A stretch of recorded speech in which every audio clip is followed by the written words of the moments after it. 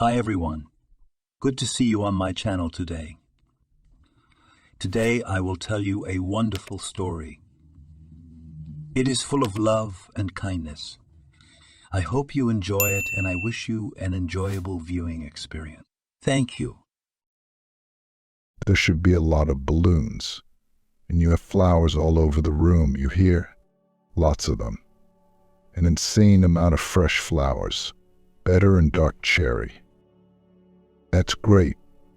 Aiden gave out instructions in the tone of a man who was used to having his ideas put into action immediately. Tomorrow was his wife's anniversary, and Aiden simply couldn't afford a modest celebration. This wasn't about love for Emma or even respect. It was about status. Aiden was a middle-class businessman. He wasn't very successful, but he had a steady footing, which made him feel overconfident at times. A few years ago, he was a simple guy with ambition, dreaming of building his own business and getting rich. He started the business not by himself, but with a partner. But then somehow Aiden managed to take full control of the business. Spouses of successful businessmen, as a rule, prefer to visit beauty salons, go shopping, and gossip. But Emma, contrary to stereotypes, woke up every morning to go to work. She liked to give people joy and beauty. She worked in a flower store. It was there that they met when he came in before a date with another girl to buy a bouquet of roses. But when he saw Emma, he realized that he was in no hurry. Refined, fragile, with deep eyes and a proud curve of eyebrows, she seemed unattainable, as if descended from the painting of an unknown artist. "Let me give you a bouquet of roses, the most delicate ones, just like you." Aiden did not think of anything better than to ask the most banal question he could think of in a flower store. "Actually, it's my privilege to offer people flowers," Emma laughed, and it sounded to Aiden like silver sprinkling. "Well, then I'll buy you ice cream," Aiden offered, still staring at the girl mesmerized. "I only like ice cream, like when I was a kid," Emma said, as simple-minded as she was. And apparently it became so light, as if a spotlight was lit above him. And that was love. Then there was the period of beautiful dates to win the heart of an unattainable beauty. Aiden had to think up something new and incredible every time. A hot air balloon ride, a trip to the sea on a yacht, a date in a gazebo, night walks through the city, and flowers, flowers, flowers. Eventually, Emma gave in. There was a wedding, a sea of guests, vows of love and fidelity, and a honeymoon. And then the usual family routine began.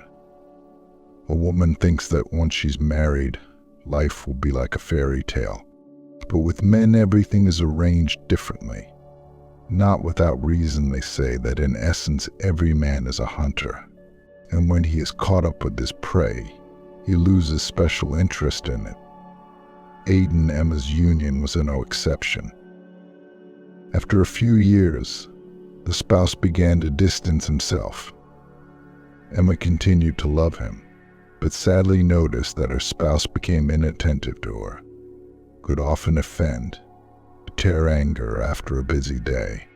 Emma tried to avoid conflicts, to smooth out situations.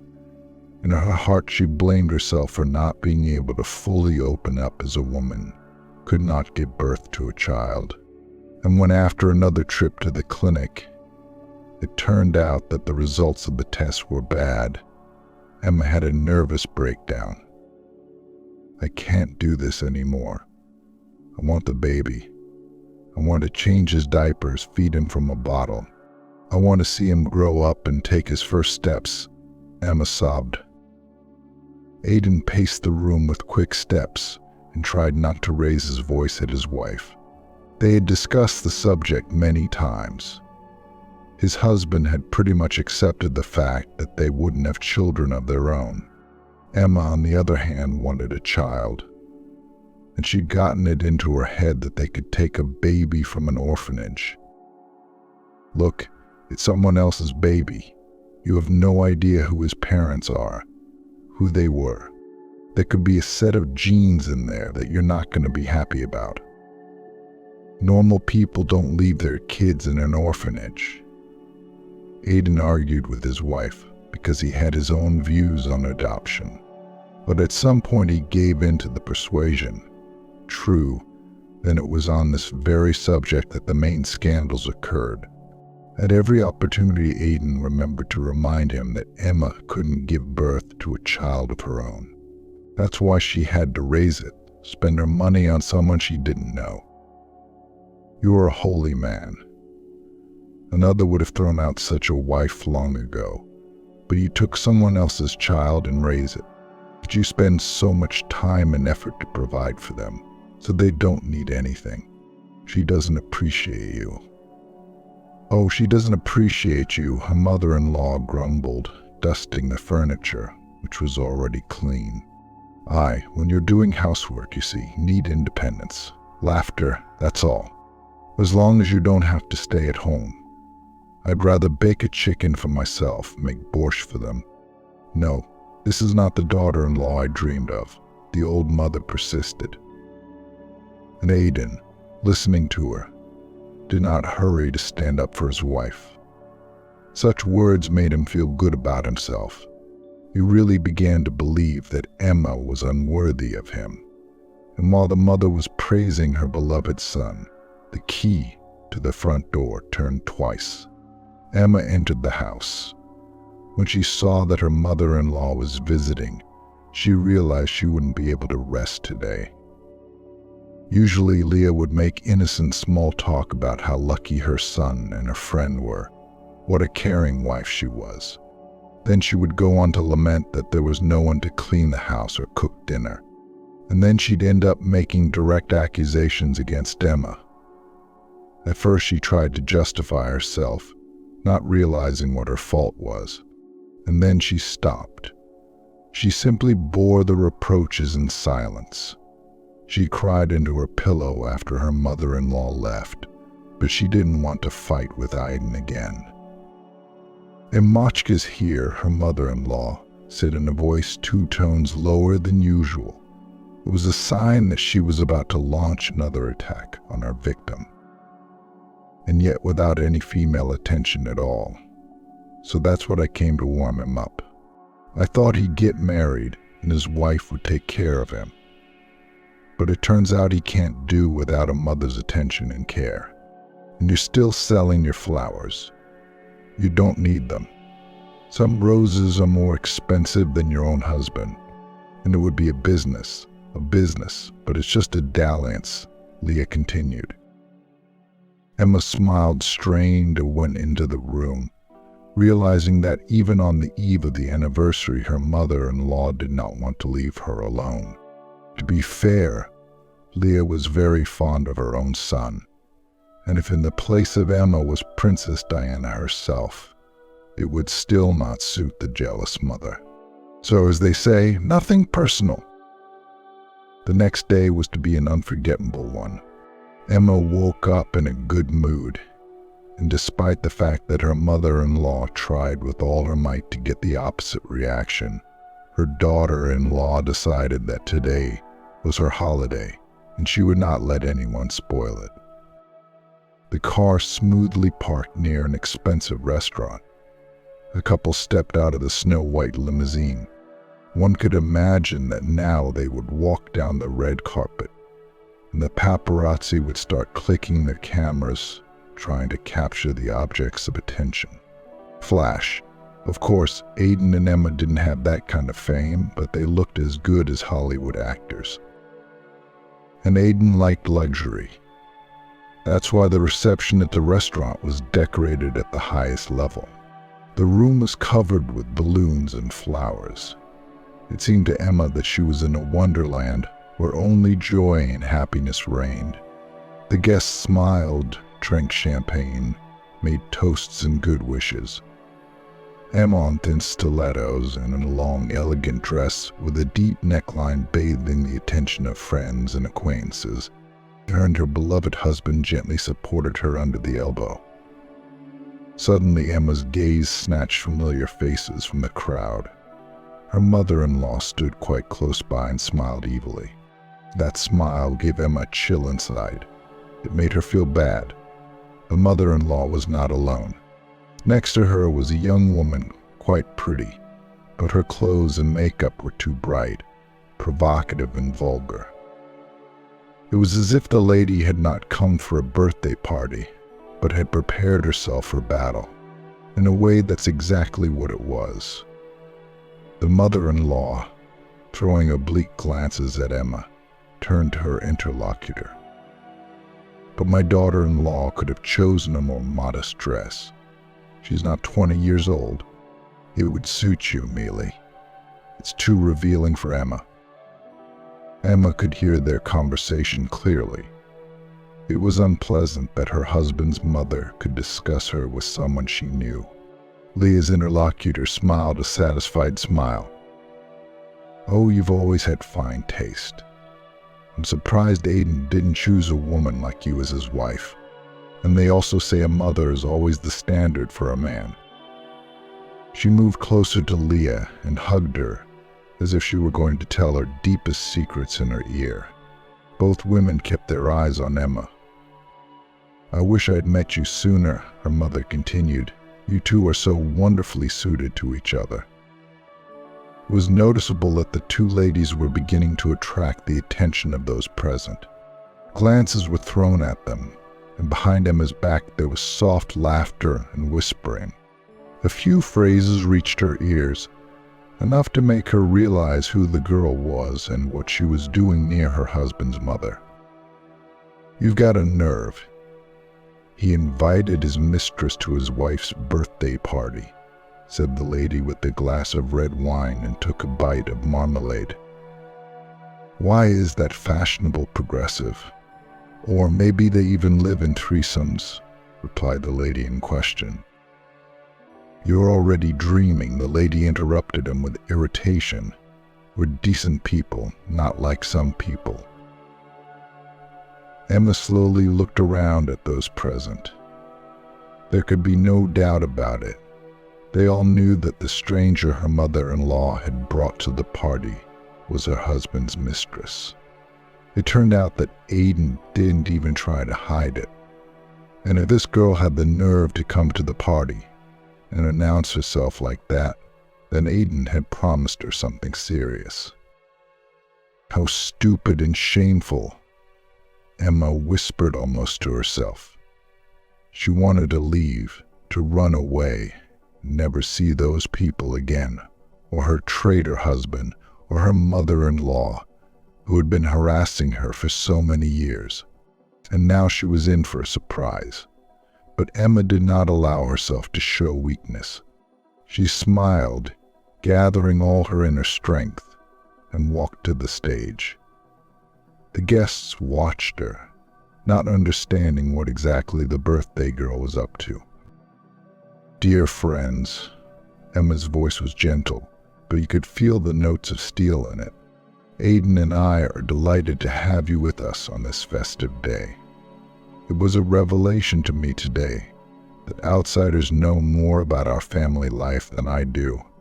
But if my spouse chooses to do so, so be it. I believe that everyone has the right to freedom of choice. Aiden has made his choice, and my choice is not to participate in this spectacle. Everyone present was silent, waiting to see how the speech would end. None of their friends and acquaintances could imagine that the couple would ever break up. Aiden was a successful businessman. You don't walk away from a man like that. Emma was beautiful, understanding, loving. You don't leave a woman like that. From the stage came words that shattered all notions. Aiden, it's a pity that you didn't find the courage to admit that you love someone else. I wish you happiness. You are free. I'm not the type to live with a foot cheater. Emma came down from the stage with her head held high and proudly walked past the guests to the exit. The attendees silently parted. Aidan didn't expect this turn of events at all.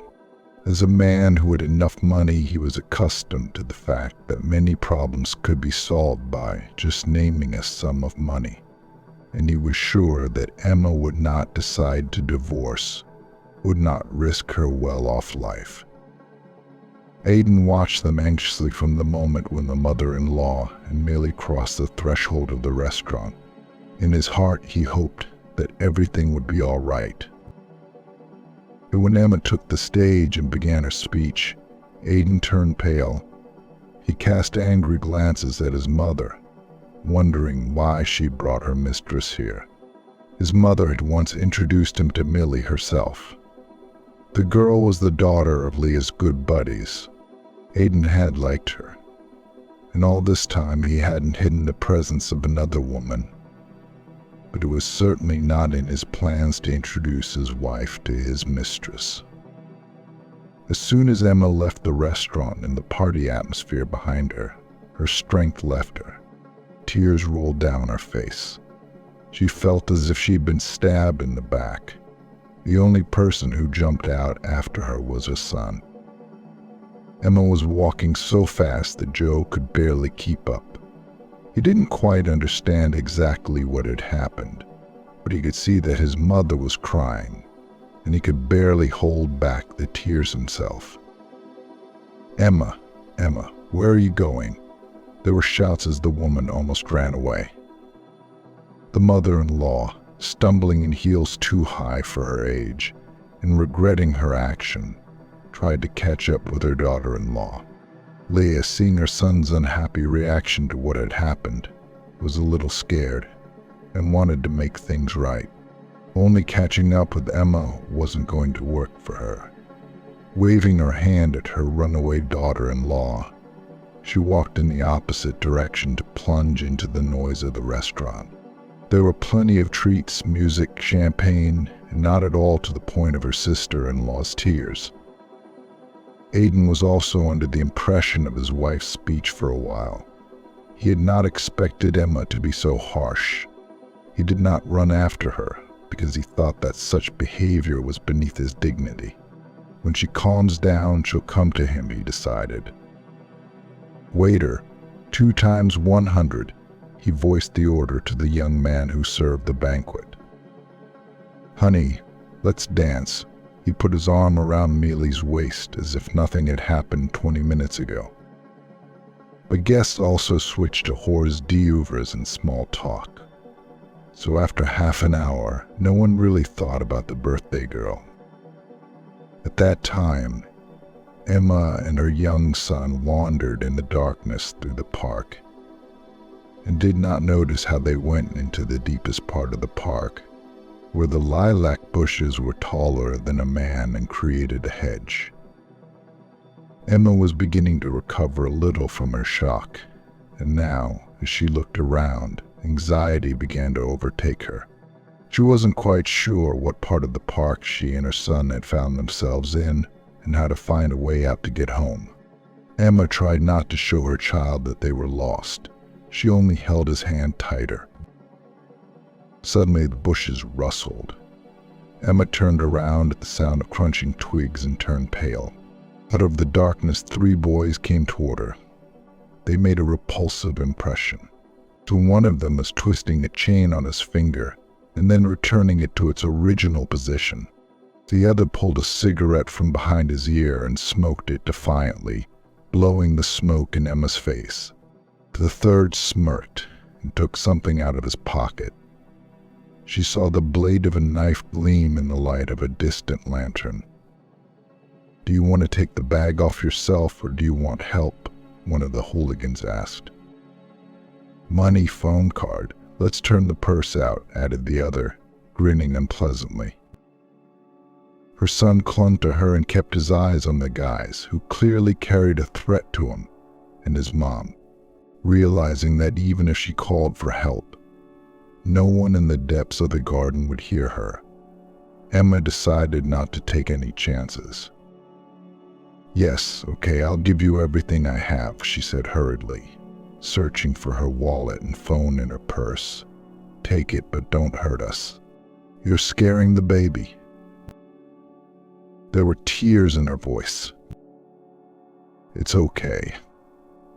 Let her get used to adulthood, one of the boys said, reaching for the purse, and the other two laughed, appreciating his joke. Emma blinked her eyes a lot, not knowing what to do next. Suddenly she heard footsteps. A man in his 60s appeared in the alley, dressed in a work uniform that made it easy to tell that he was a park employee. The stranger walked at a brisk pace. First, he pulled out a flashlight and pointed the light directly at the guys who were trying to rob Emma, and then he blew an alarming whistle. So the hooligans hadn't expected such a turn. Apparently, they were used to this far corner of the park being usually empty, and now they needed a bystander. "Let's go, gang," shouted the one who was playing with the knife so brazenly. And I didn't have to repeat the suggestion to leave twice.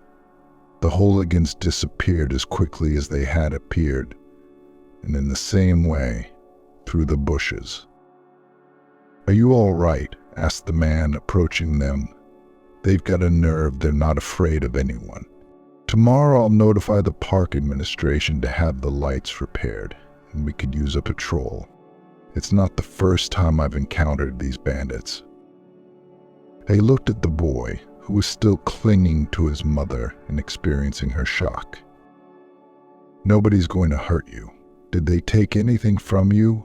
worried the accidental rescuer. "No," Emma replied. "Thank you very much. If it hadn't been for you, I don't know how this would have ended." "Well, I guess I'm just in time," Dave said. That was the name of the old man who had come to the rescue so unexpectedly. "What are you doing out here in the park so late? Are you lost?" "Yes," Emma admitted. "Let me lead you out," he suggested. "We don't really have anywhere to go." Emma admitted. "It's my birthday today, and my husband and I had a fight," she said, waving her hands as if to show her companion the situation she was in. After a few seconds of silence, as if weighing the situation, Dave made an unexpected suggestion. "Let's go to my place. It's too late to look for any options now. The boy is tired, he can hardly stand on his feet, and I have a place. We'll figure it out in the morning." "But won't we make you uncomfortable?" Emma asked. "And you don't live alone, do you?" Emma figured in her mind that her new acquaintance's son must be about the same age as she was. "You know, it's probably not very convenient. We should probably look for a hotel," she began to worry. "Oh, come on," Dave said. "My son is paralyzed. He has his own room. I'll put you and the baby in the hall. I can't let you go." "That's it. Is it nighttime?" You could see he was determined. "Let's go, it's not far, you can walk here," he assured me. It was already dark in summer, but they felt safe with this old man. "Pardon my curiosity.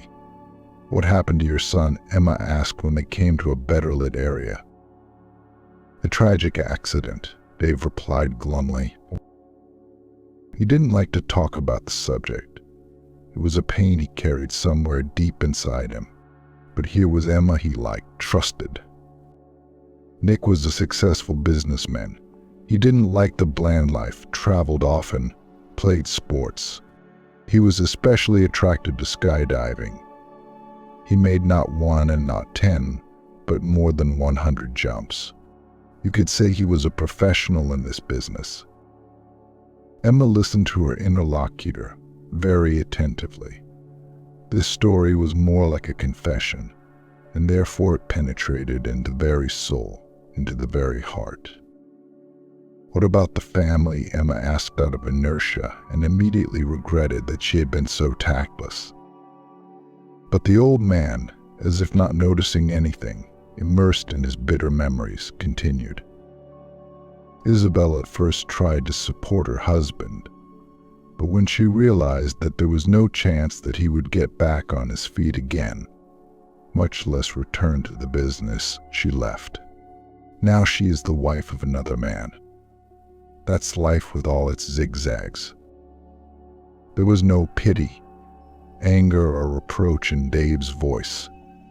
He had already accepted the fate that had befallen him and his son, and he knew he just had to move on.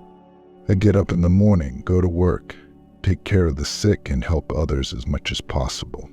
Despite the misfortune that had befallen him, Dave remained as compassionate and decent a person as he had ever been. Yes, no one is immune to accidents, Emma agreed. Emma said quietly. She didn't know what words of comfort to offer, and it seemed that her companion didn't need them. He simply told her what was on his mind and did not expect any answer.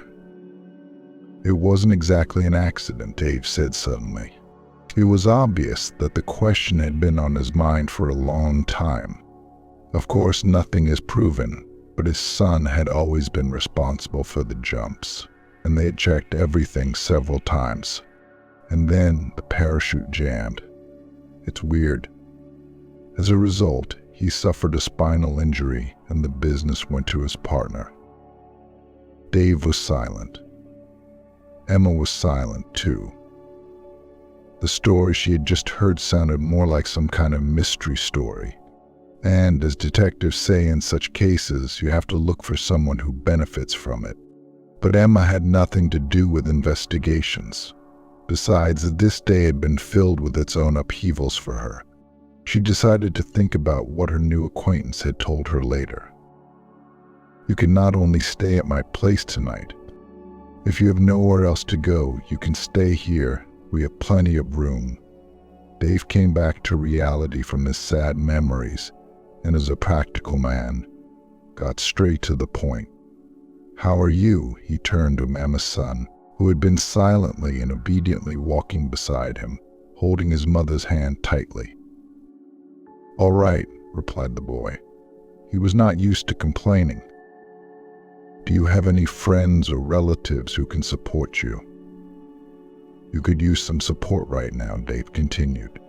He wanted to help the woman, but at the same time he knew that they were strangers to each other, so he should look to his family for help. Emma sighed. Aiden and I have mutual acquaintances. I don't want to go to them. You can see why. My parents don't live here in the provinces. She hesitated. But then she decided to tell Dave her secret. My stepfather drinks and then becomes aggressive. My mom is afraid of him, and she's afraid to be without him. So she lives in fear. I don't want to go back there. You bastard. Dave turned his head toward Emma. He looked at Emma with a look that said he understood, but he didn't waste any more words. Well then, it's settled. You're staying with us. Son, do you mind? Emma asked and stroked Joe's head. He nodded and walked merrily along beside the adults.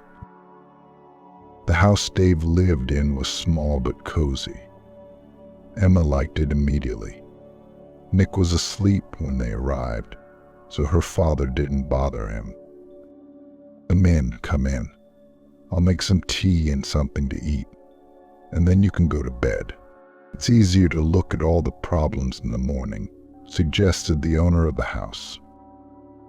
Emma didn't object. She was pleased to feel that this unfamiliar man cared about them.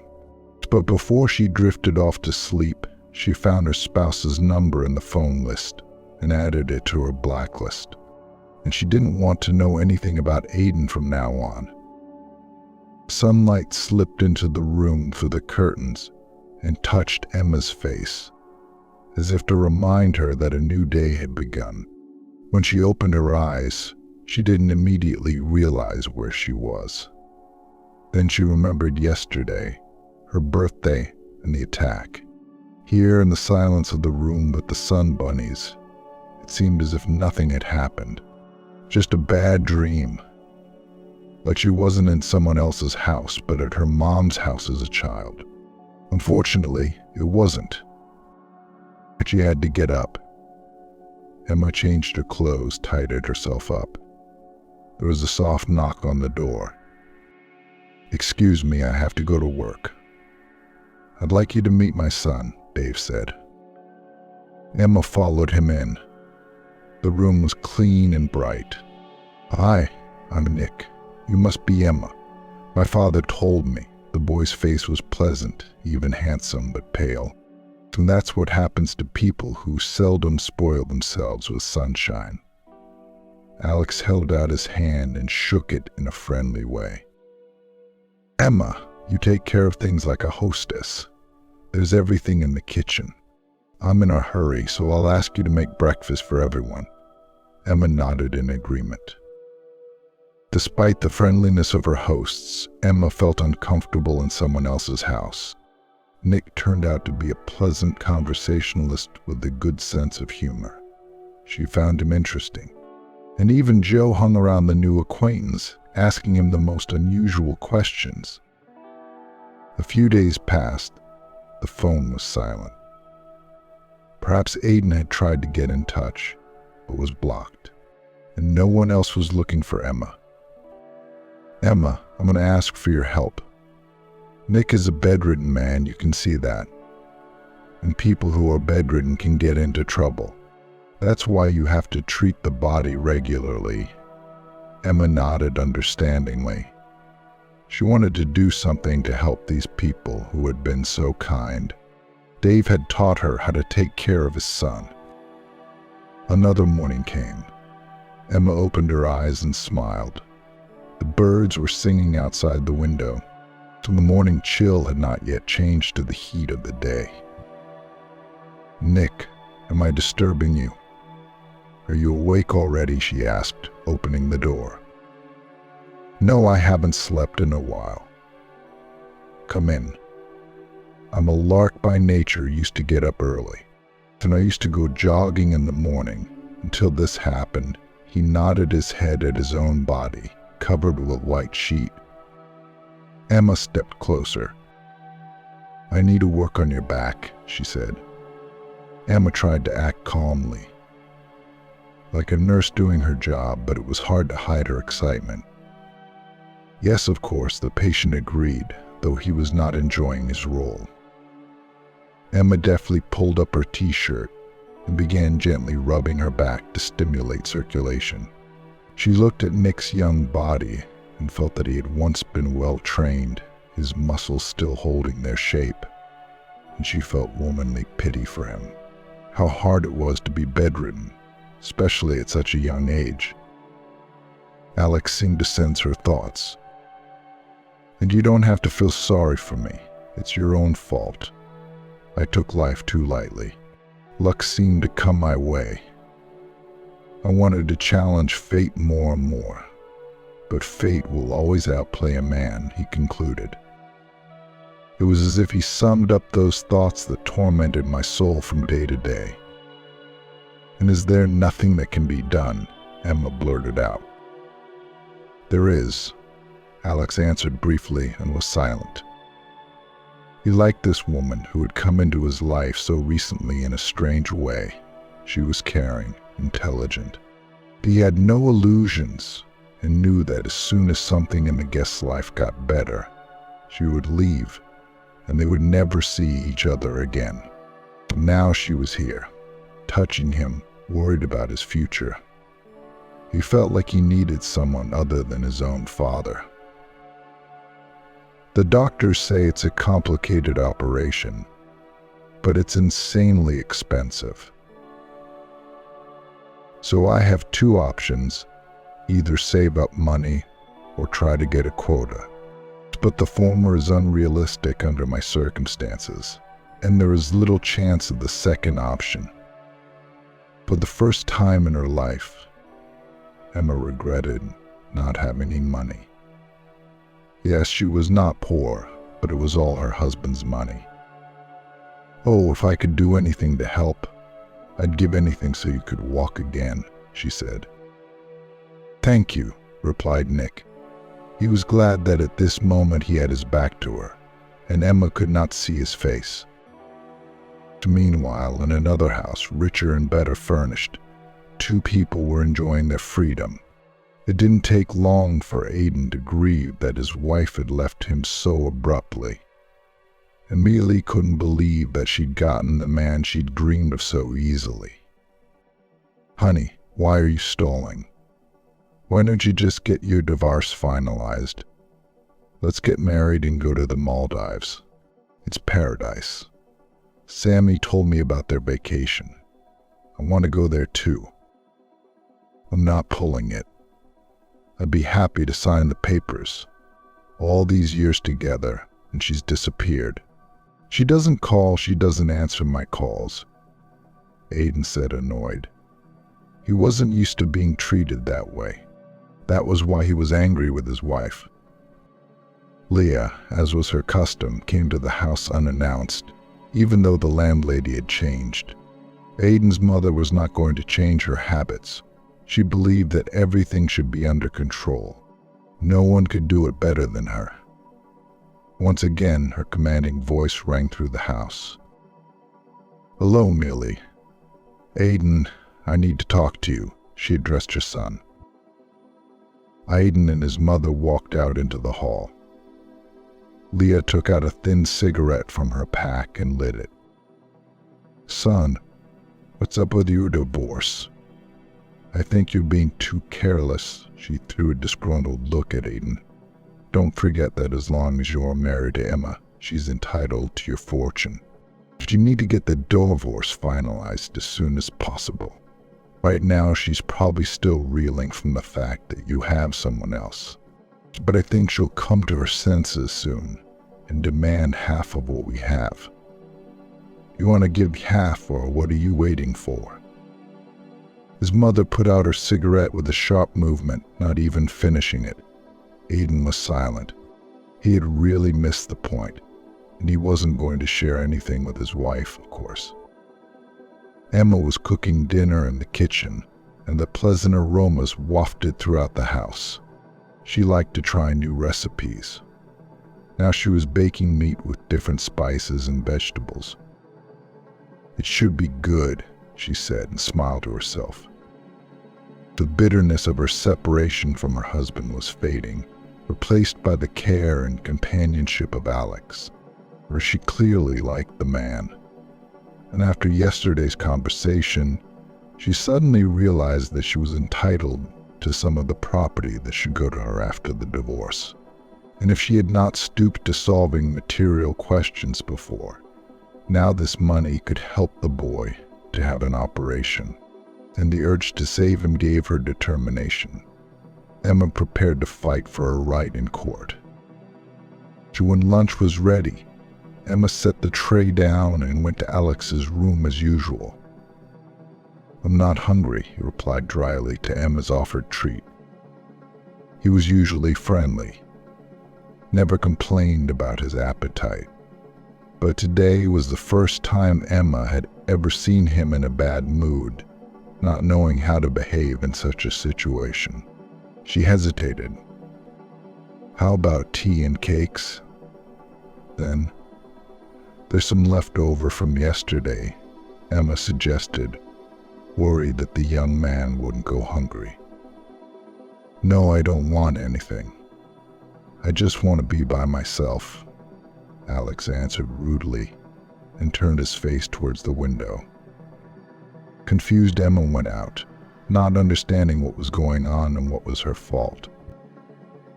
Alex hadn't left the room for a long time and didn't communicate with any of his former acquaintances, but he never stopped following the news in the business sphere. And today he found out something that made him uncomfortable. Aidan, Emma's husband, turned out to be the traitorous companion who'd stolen the business from him. And accordingly, Emma is also involved in this story. They say husband and wife are the same Satan, and now this woman by chance is in his house and sleeps with him under the same roof. Or maybe it's not coincidence at all. Maybe some cunning plan. These thoughts tormented Alex, and even more frustrating was the fact that he had grown accustomed to Emma, had begun to trust her. Worried that her new acquaintance was without lunch, Emma decided to visit him again in a couple hours. She hoped that the bad mood had changed, and now Alex would be like he used to be. There was a quiet knock on the door.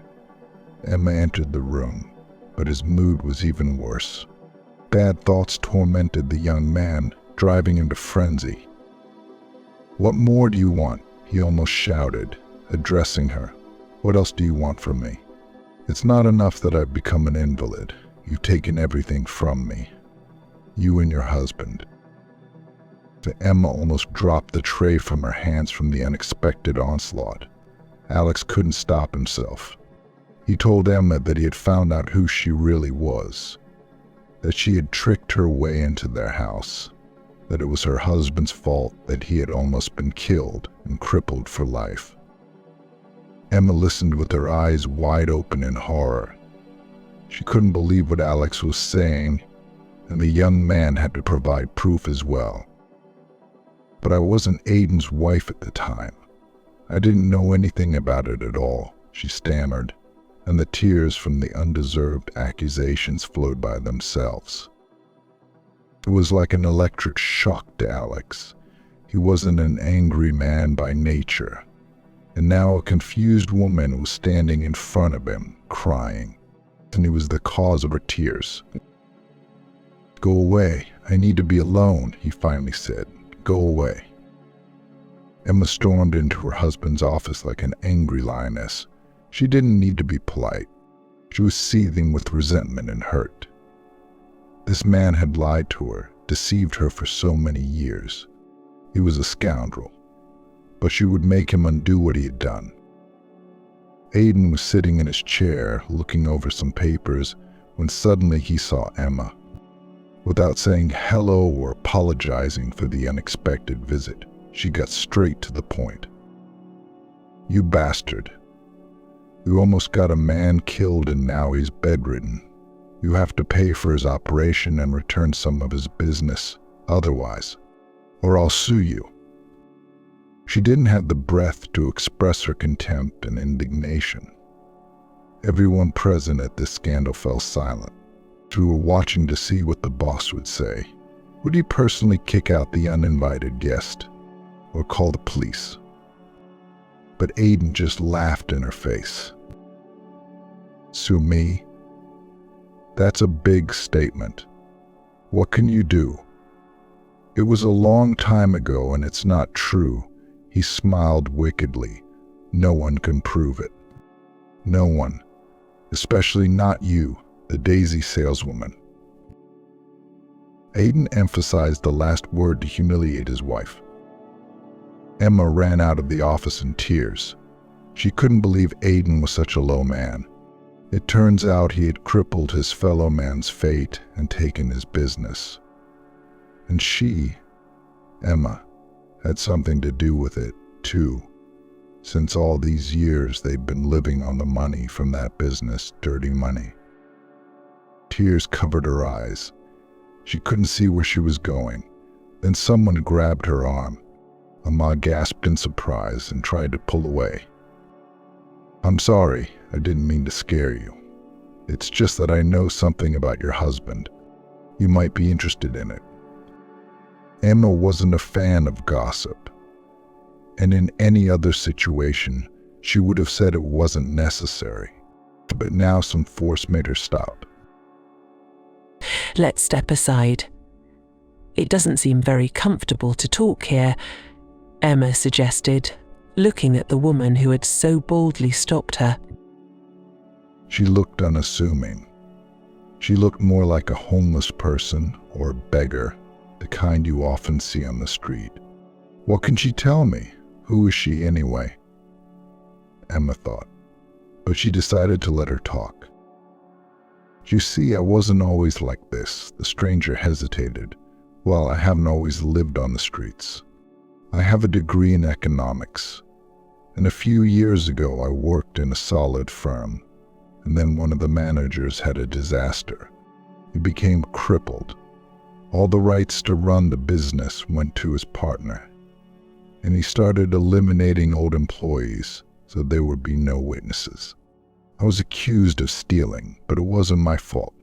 With a reputation like that, I couldn't get a job. You know, who wants an unreliable economist? So I have to survive.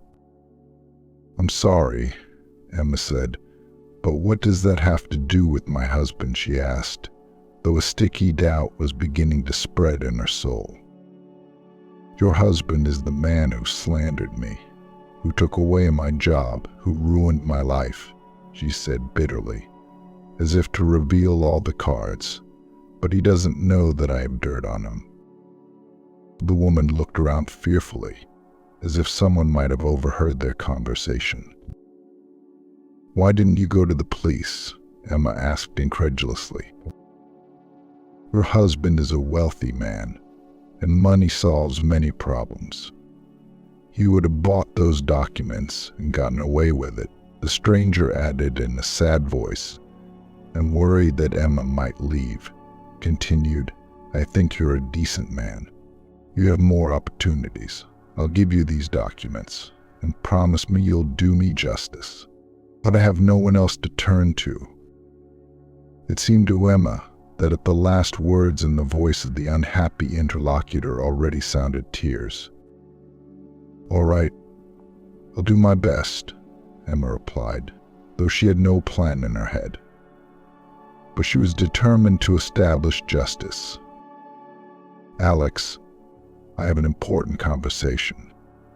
I realize that there's no reason to trust me, but please listen to the end. Emma decided that she had to act, at least try to do something, otherwise she would never forgive herself. So she told about being in her husband's office, about how he ridiculed all her threats, and about the meeting with the tramp.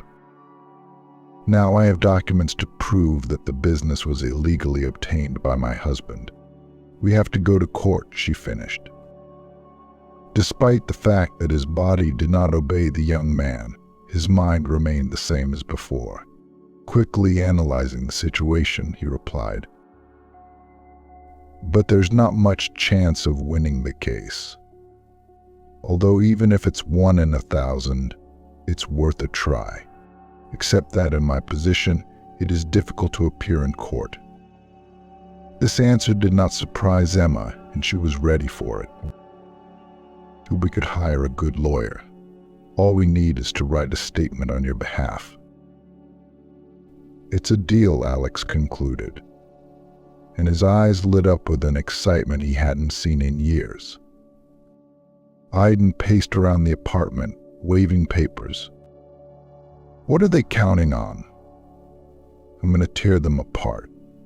That cripple wants to take my firm away from me. Where can he go?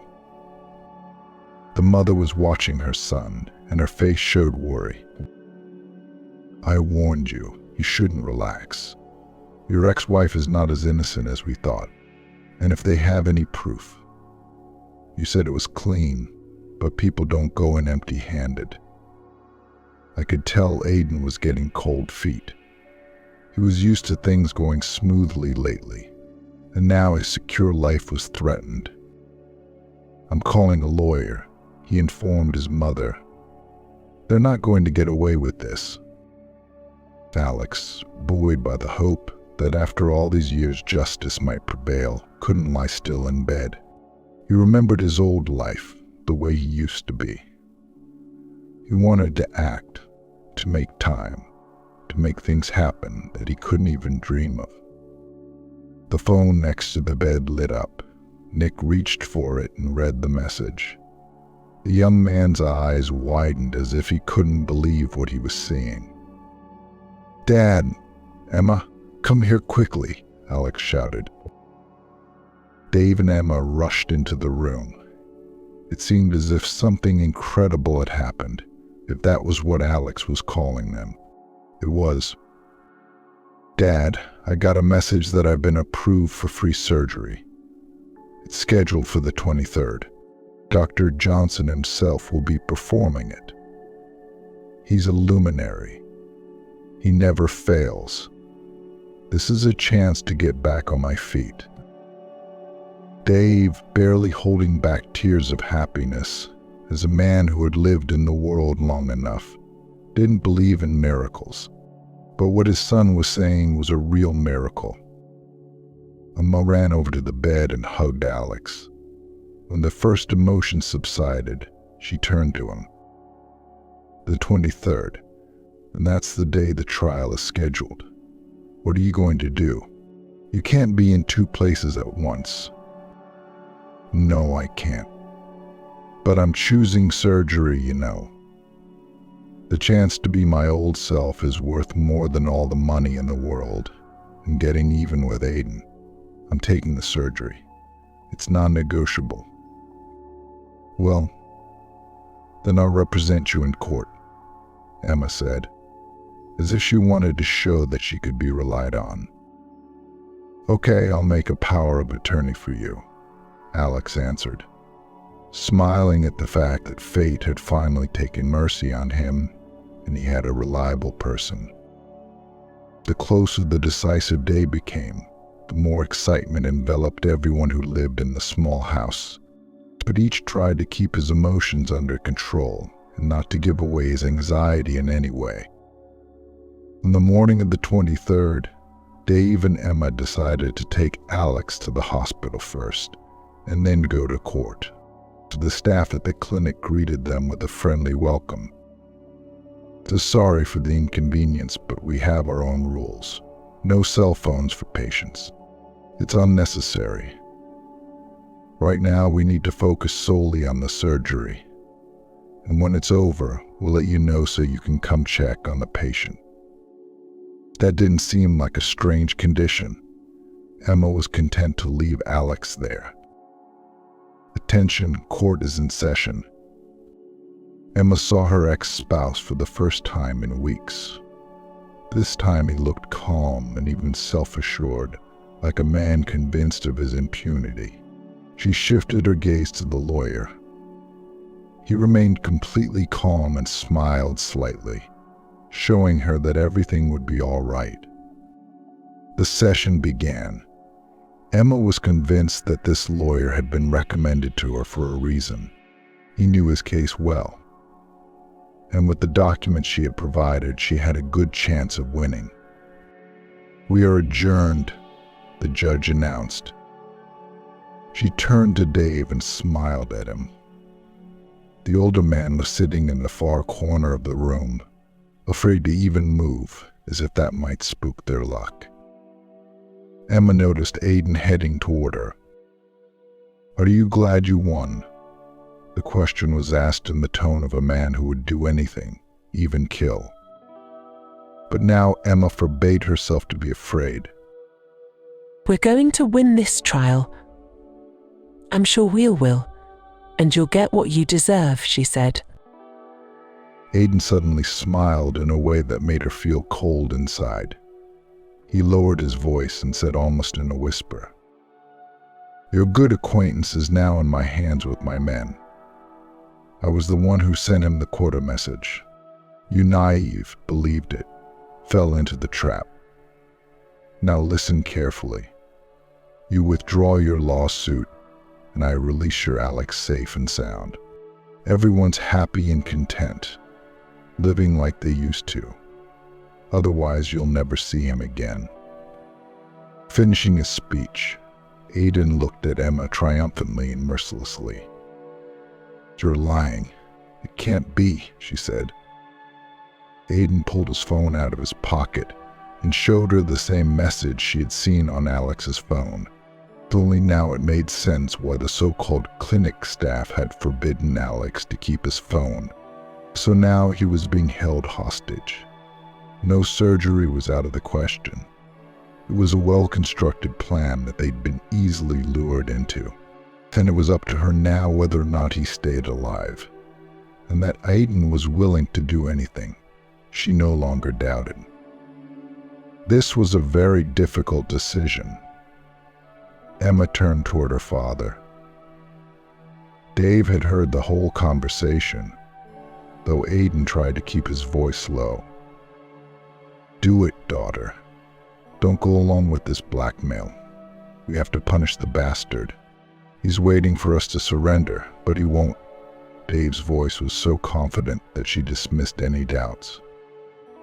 Aiden, taking his seat, watched her and became concerned. He was sure the plan wouldn't go awry, that Emma would fear for her lover and stop the process, and she would choose to continue. That wasn't part of Aiden's plan.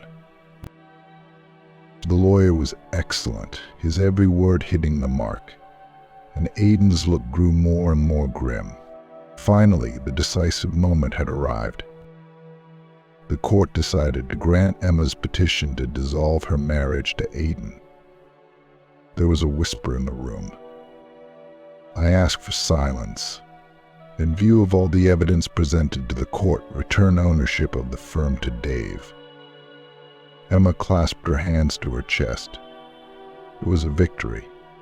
Emotions overwhelmed her. She threw a glance at Dave, and he felt the same way. But Aiden was dark with anger and hatred. He had lost. New circumstances had been revealed to the court. Therefore, Kolesnikov Aiden Valerievich is taken into custody, the judge announced. The detention of her ex-husband happened right in the courtroom. Emma could not even expect such a thing. Thank you very much, she said to the lawyer. You're a real professional. He smiled. This is my job, and I try to do it well. Emma walked out of the courtroom with her arms around Dave. We won. Her ex-mother-in-law jumped out after her. Did you make your choice? Your cripple is dead. But the lawyer was actually a professional. During the break, he managed to talk to the woman who provided the dirt. She followed Aiden and his mother and found out where they'd taken Alex. While a trial was going on in one end of town, an extraction team was working in the other. Alex, who was being held hostage, was safely rescued, and all the culprits went to the police. Contrary to Aiden's expectations, not everything in this world was corrupt, and everyone involved in this operation would have to answer to the full extent of the law. Emma prepared a celebratory dinner. There was a real feast in the small house. Alex was laughing. Dave glowed with joy, and Emma twirled little Joe around the room. I have some important news to tell you, Alex said. I now have the money to pay for the operation myself, and I've already chosen a reliable clinic and arranged the dates. I don't want to delay. I've already lost too much time. Emma clapped her hands in approval of his decision. And I also want to make a solemn proposal. Emma, marry me. I can't imagine life without you and Joe. I love you so much. Be my wife. Everyone looked at Emma, waiting to see what she would say. I do, she said, and leaned over to kiss her future husband. The operation was successful, and the wedding was celebrated in a small circle of the closest people. It seemed that fate had decided to compensate for all its failures and reward Emma and Alex. I'm so happy, Emma said, looking at her husband in his shining eyes. Alex replied that he felt the same way. And I have a surprise for you, he said, and smiled enigmatically. I'm ready to give you flowers every day, never getting tired. I know how you love them. But I'd rather give you a flower pavilion so that you could be its owner and give people flowers and enjoy yourself. And that was the best gift Emma had ever dreamed of. A few weeks passed. She diligently trimmed the stem tips of the scarlet roses, building a composition of incredible beauty. The door to her pavilion opened and a crying woman appeared on the threshold. Emma recognized her visitor as the same Mealy who had so brazenly shown up at her birthday party and caused the rift. What did you want? Emma asked tactfully. She hadn't expected her to have the courage to show up like that. But people never cease to amaze her with their tactlessness. Please don't kick me out.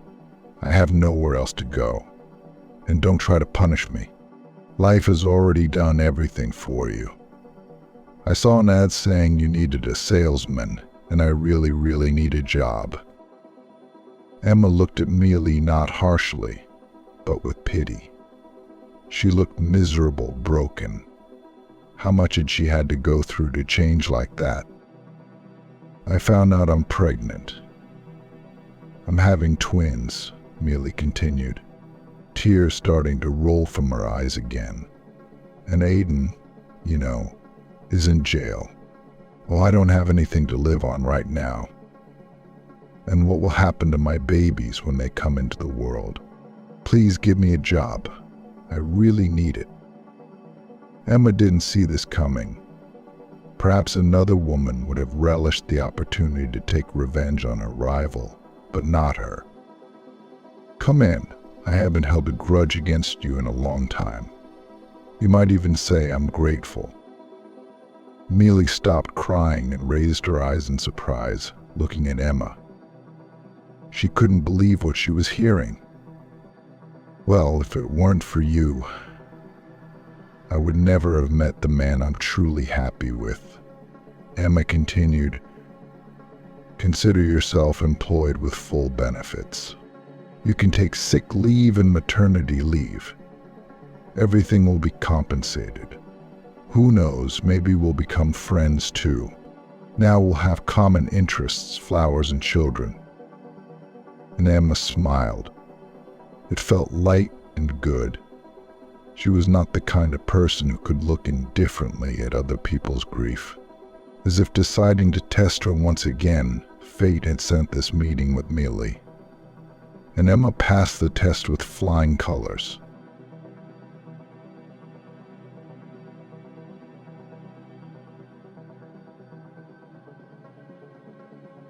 A millionaire jokingly persuaded a single mum to be his bride for the evening. But at the dinner, everyone went numb. From the start, things didn't work out the way Olivia had hoped. Firstly, the weather had been atrocious since the morning snow mixed with rain, even though it was the second half of December. There was a gloomy haze, occasional gusts of angry wind, and by late afternoon a hard frost. Secondly, she was constantly short of money. The thought of where to get the means of subsistence became her constant companion. And thirdly, and the most important thing at the time, the landlady was kicking her and her son out of the flat. Enough dancing and crying, she said. Olivia, pack your things, get out. You've been living off me for a year without paying for anything. I've been good to you, but even my goodness has come to an end. I need somewhere to put my friend's son.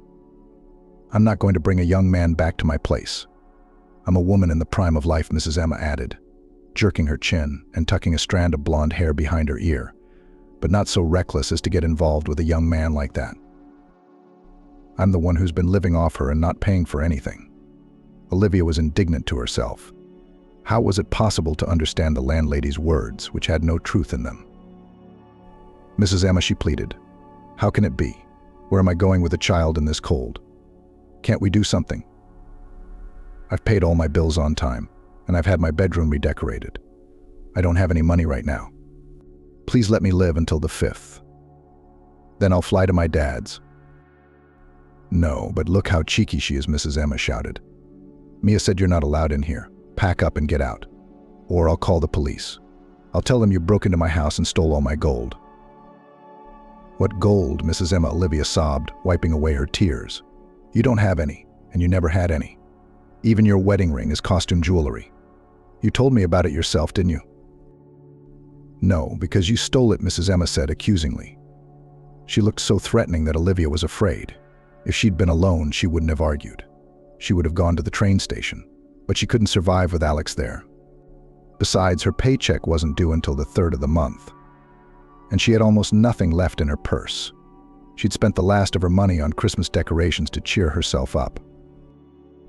As soon as Olivia thought of her son, he made himself known. Her heart clenched painfully. Where was she to go? The landlady wanted them to leave her flat immediately. Please have pity on Alex, please, Olivia begged. He'll catch cold outside, he'll get sick.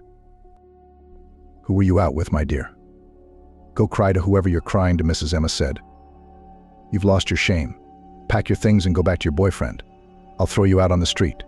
I'll call the police. You're nothing here, just a tramp I took in. Get out, now. Mrs. Emma looked too convincing. Olivia wiped away her tears, realizing she had no choice. They hadn't made a contract with her.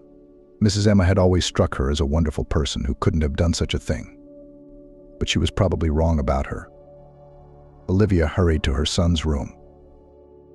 She dialed the number of Sandra, a friend with whom she worked together at a fast food restaurant.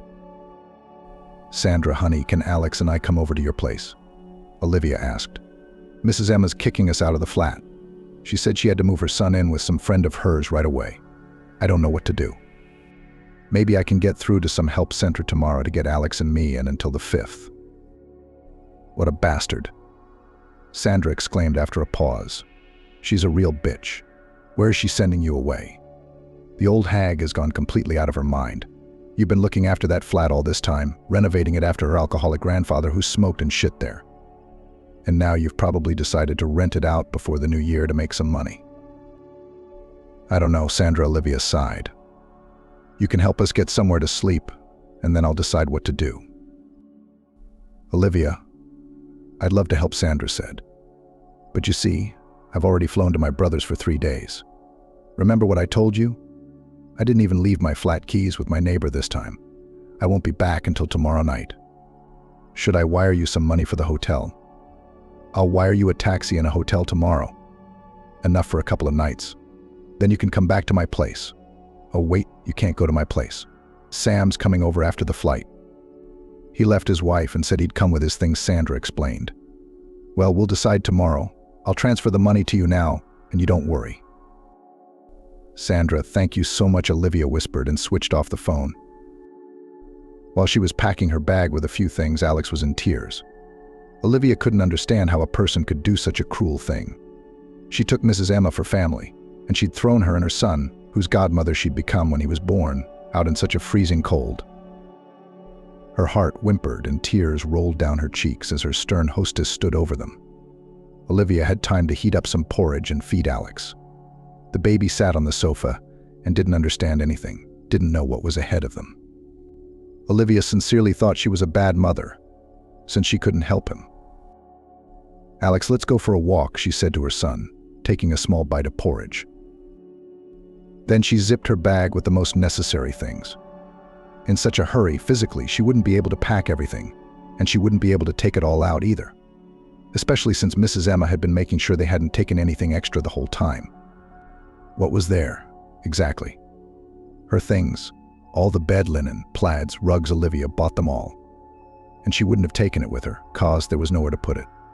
Maybe her mum was right when she called her a spineless fool who couldn't stand up for herself. But what was there to do? The truth was on Mrs. Emma's side. Olivia had no contract, no proof that the landlady had let her in just to stay. Any policeman would have sided with the landlady. Outside, she couldn't remember how she'd ended up with the pram in her bag. Tears filled her eyes, and she kept checking to see if the transfer from Sandra had arrived. But the money hadn't come yet, and where could they go without it? In any hotel you had to pay in advance. Slipping on the ice, Olivia almost fell.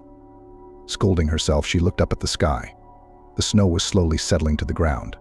The wind had died down. It was quiet and peaceful. Thankfully, at least the weather was smiling on them. Because if there had been a blizzard, they would have been freezing in 5 minutes. Olivia strained to think who else she could call, who she could ask for help. She checked her mobile bank while she rolled the pram with her son to calm him down because Alex had started crying from the cold. The phone slipped out of her frozen hands and rolled on the ice onto the road. She looked around. There didn't seem to be a car, so she left the pram near the metal fence and hurried to the carriageway to pick up the phone. But then there was a squeal of brakes, and a bright light blinded her. Someone yanked Olivia's arm, and she stared at the phone in horror. Or rather, what was left of it after the car had driven over it, crushing it to pieces along with her hope. Why are you throwing yourself under the wheels? Are you stupid? A pleasant male voice called out to her. Olivia slowly looked up at her savior. I don't know where that driver came from like a genie out of a bottle. Olivia glanced down at her phone, which was nothing but a handful of glass and plastic shards scattered across the road. Olivia looked down at the pram with her son and suddenly burst into tears. What to do now? How to contact Sandra? Where would she get the money to pay for the hotel? She wailed in a low voice. The flow of tears turned into a real hysteria. Sobbing and not knowing what to do next, she was ready to collapse into the arms of even a stranger. I'm sorry, she said, calming down a little. I just don't have my phone now, and it was my only hope for salvation. I don't know what to do. Wait, do you want me to walk you home? The man asked in a sympathetic tone. He looked tired, but that wasn't unusual at this time of day, when most people had already returned from work and some were still coming home. No, thank you. My son and I have nowhere to go, Olivia said. Do you know of any charitable organizations that might be able to take us in for a while? We're homeless. I'm so scared for the baby, Olivia said. Stop crying in the cold, you'll catch cold. Let's go to the cafe and have some hot tea and you can tell me all about it. Olivia shoved her hand into her pocket, remembering the change she had left in her pocket, but she thought she could at least use it to get a bed in a hostel. I don't have money for a cafe, she said. Thank you for your help, but I can't accept it. I'm not asking you about money. I invited you, so it's my treat, said the stranger. You can hear the baby starting to cry. You could both get sore throats, and that's the least of all the evils that could happen. The man had some incredibly special aura that made her obey him, and Olivia gave in. She nodded, realizing he was right. They really did need to settle down, if not for dinner, then at least to warm up in a place sheltered from the wind. The stranger helped her lift the pram up the steps at the entrance, and soon they were in the warm room of the cafe, which had a cozy atmosphere. The lights of the sparkling garlands reminded Olivia of a carefree childhood when there had been no problems, when her parents still lived together and had a real family, which had broken up overnight. She sobbed and leaned over her son. In the warmth, he fell fast asleep. Olivia hurriedly undid the lock on his overalls so the boy wouldn't sweat. What will you be ordering? The stranger asked in a pleasant voice, and she shuddered. Thank you, nothing is necessary. You eat on your own, and we'll sit here for company and warm up. No, that won't do. And if you don't order for yourself, I'll choose for you. Do you like cocoa and marshmallows? Olivia looked into the piercing blue eyes that looked at her with an inexplicable, touching warmth. They seemed to be filled with Christmas snowflakes that disappeared when the light hit them. Like you said, cocoa, Olivia nodded. Yeah, I guess so. She shrugged modestly in response. I also love cinnamon apple juice. So order cocoa and juice for the baby. I don't know what to order. How old is he? Shouldn't he get something a little more serious? Alex is 1.5 years, Olivia said. I have some mashed chicken in my bag. She hurried to open the zip on the gym bag, but it was probably jammed and it broke. Olivia literally howled in frustration and bit her lip. Resentment came over her. What kind of mother was she if she couldn't even provide food for her own child? Don't worry, I'll help you now, said the stranger, leaning over to the bag. He did something and looked at Olivia with a smile. There, it's ready, said the stranger. It won't last long, of course. I'll have to buy a new bag. Olivia nodded and thanked the man, and he called the waitress and placed the order. Olivia asked the waitress for a mug of boiling water to heat the mashed potatoes in, and she hurried into the kitchen with a wide smile. My name is Sam, the stranger introduced himself. Thank you, Olivia nodded, drowning in her own thoughts about what to do and how to do it, not quite sure what was wanted. You've already said thank you several times. I have, Sam said. I'm not quite sure why. That's what anyone in their right mind would do if they were me. You threw yourself under the wheels of a car, leaving the pram with the baby. It looked pretty scary, actually. Good thing I have a quick reaction time. Olivia looked at the stranger, going over his words in her head. I think he'd said his name was Sam. Yeah, I'm sorry, she said. I'm not quite myself, my head is spinning. I'm sorry again. My name is Olivia. Nice to meet you." "There you go, Olivia." "Nice to meet you," too. Sam nodded. "Tell me, how did it happen that you stayed outside at night, in the cold, and with a small child? Did your husband kick you out of the house?" "No," Olivia answered, still not recovering, and the words flew past her ears. "If I'd never had a husband, that would probably be a good thing. At least I wouldn't be called divorced." She grinned bitterly at her own thoughts, which left a nasty residue on her soul. "No, I don't have a husband," Olivia admitted. "It was something else. When I got pregnant with Alex, I was interning at a big company. Then I was doing my degree. The whole pregnancy, I wasn't myself. They wouldn't hire me after graduation because my belly was showing, and no one wanted to hire an employee who would soon go on maternity leave. I had to make do with humiliating part-time jobs. I rented a small room in a hostel, and then Alex was born." Olivia continued, not knowing why she began to tell all her experiences in front of a stranger. For some reason, she decided to pour out her soul to him. "For the first few months, my son was calm. My colleague and I worked in shifts, and she helped me with my son. And then I was able to get Alex into a nursery. The worst started when he started teething. He cried day and night. I couldn't sleep and I couldn't go to work. And the noise got us kicked out of the hostel. The superintendent, Mrs. Emma, was kind enough to offer her help.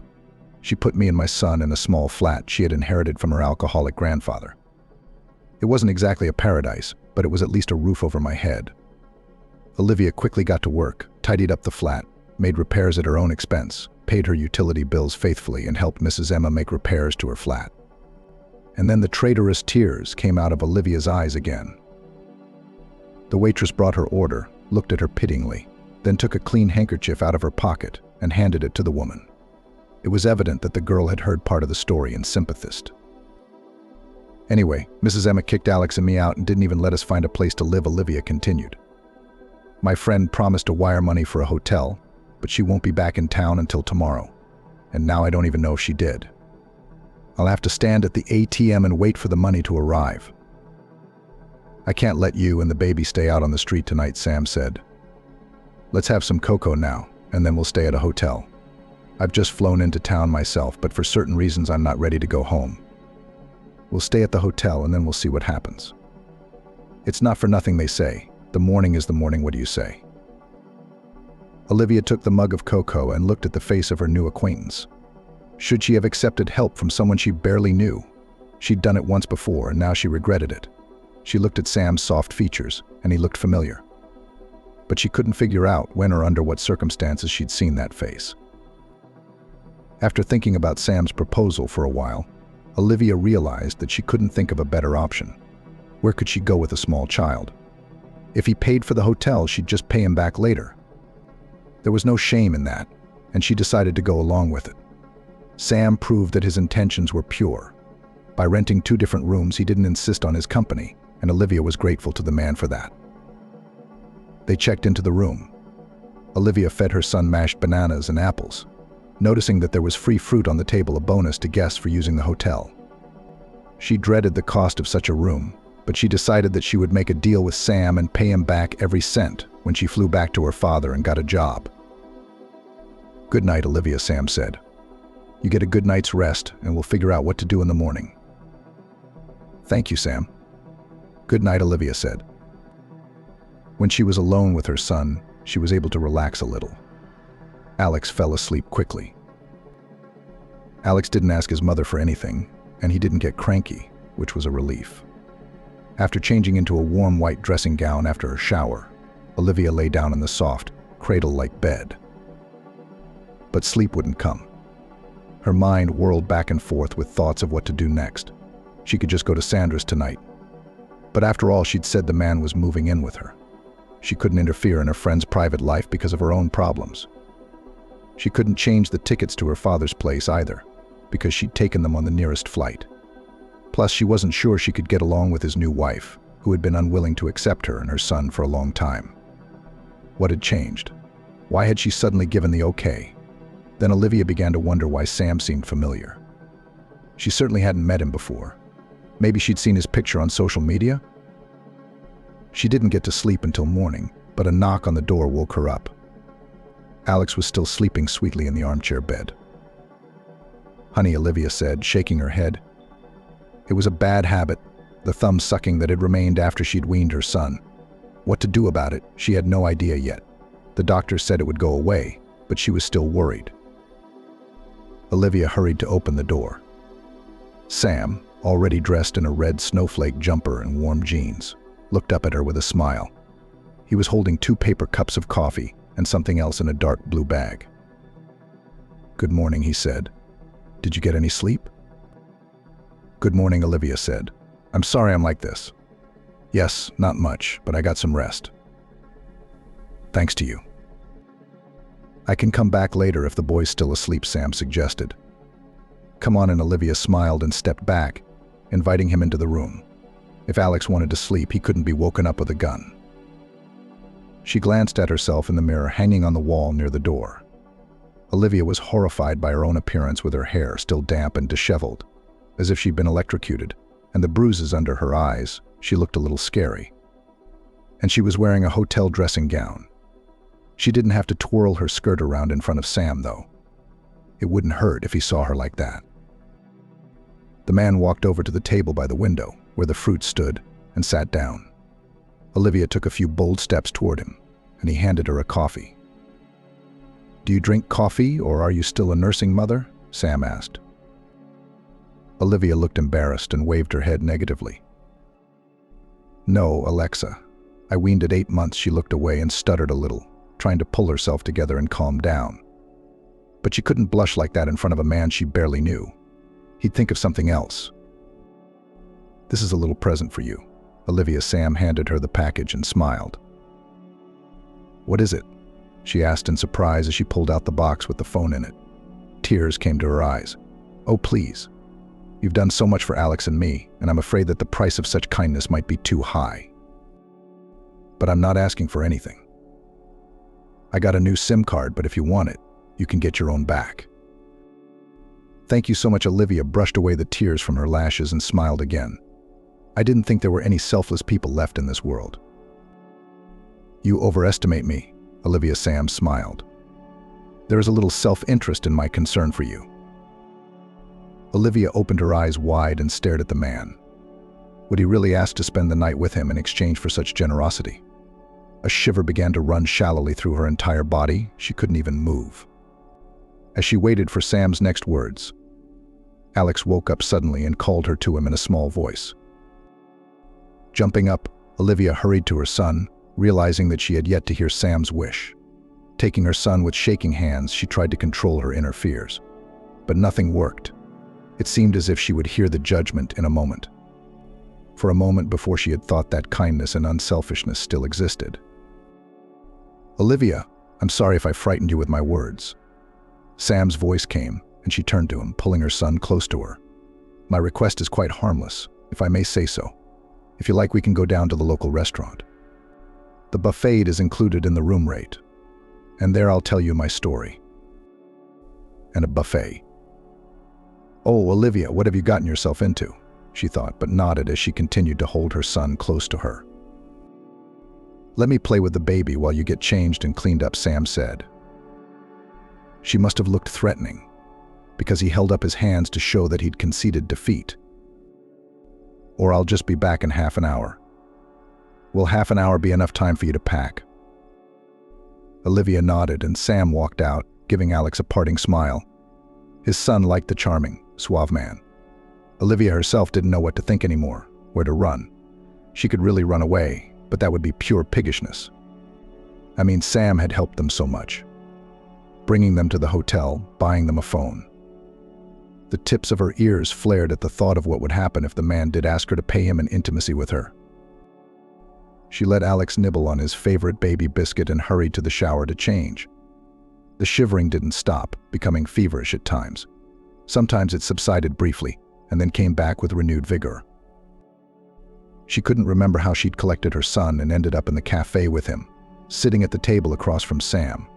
She felt an intense fear that confused her mind. She just didn't know where to put her hands. "Sam, you started a conversation in the room but didn't finish it. What did you want in return for your kindness?" she asked, glancing at the plate of salad she didn't want to touch. Alex swirled his spoon around the bowl of porridge. "Do you want Mum to feed you?" Olivia asked. Alex protested and frowned. Independent boy Sam nodded. "Yes, and Mum's only joy in life," she replied with a smile. "Olivia, I don't want you to be nervous. You have the right to say no. I'm not demanding anything. It just seemed to me that we met yesterday for a reason, and that we could help each other. You need shelter, and I need a bride." The woman's eyes opened wide. She stared at Sam in silence, not understanding what he wanted from her. "A fiancé like what?" "No intimacy or anything extra. Maybe just let me show you off to my parents a couple of times." Olivia breathed out a sigh of relief, but she wasn't relieved because she didn't understand what Sam was suggesting yet. "I live in another city, but I come here every year to celebrate New Year's Eve with my family. In the spring I met a wonderful girl, as it seemed to me. She also has a child, though a little older than yours. But that doesn't change the point. I promised my parents that we would come to New Year's Eve together. But one day I came home early and found Kate with her ex-husband. I don't know what kind of weird love they have, but I can't forgive cheating. Kate swore it wouldn't happen again, begged me to forgive her and not send her away. And I was just slowly going crazy, not knowing what to do next. The next day, when I wanted to dot all the I's and talk about the breakup, Kate ran away with her son. She left a note saying that she had made the decision to go back to her ex-husband and forgive him for all the wrongs of the past. This all happened shortly before the flight. I didn't have time to inform my parents of my breakup with her, and now they expect me to come with my fiancé, and I'm somewhat embarrassed to be the son again who didn't live up to their expectations. Do you think you'll make it better by tricking me?" Olivia asked in surprise. "I don't know, Olivia. I've always failed to live up to their expectations. Didn't do what they told me to do. Besides, my grandfather is seriously ill. He longed to see my fiancé. Of course, a bride is not a wife, and anything can happen in life. But I desperately want to fulfill his wish." Sam's last words struck a distant chord in Olivia's soul. She felt sorry for the man and wanted to help him. She furrowed her brow and sighed heavily, thinking that such an idea seemed wrong.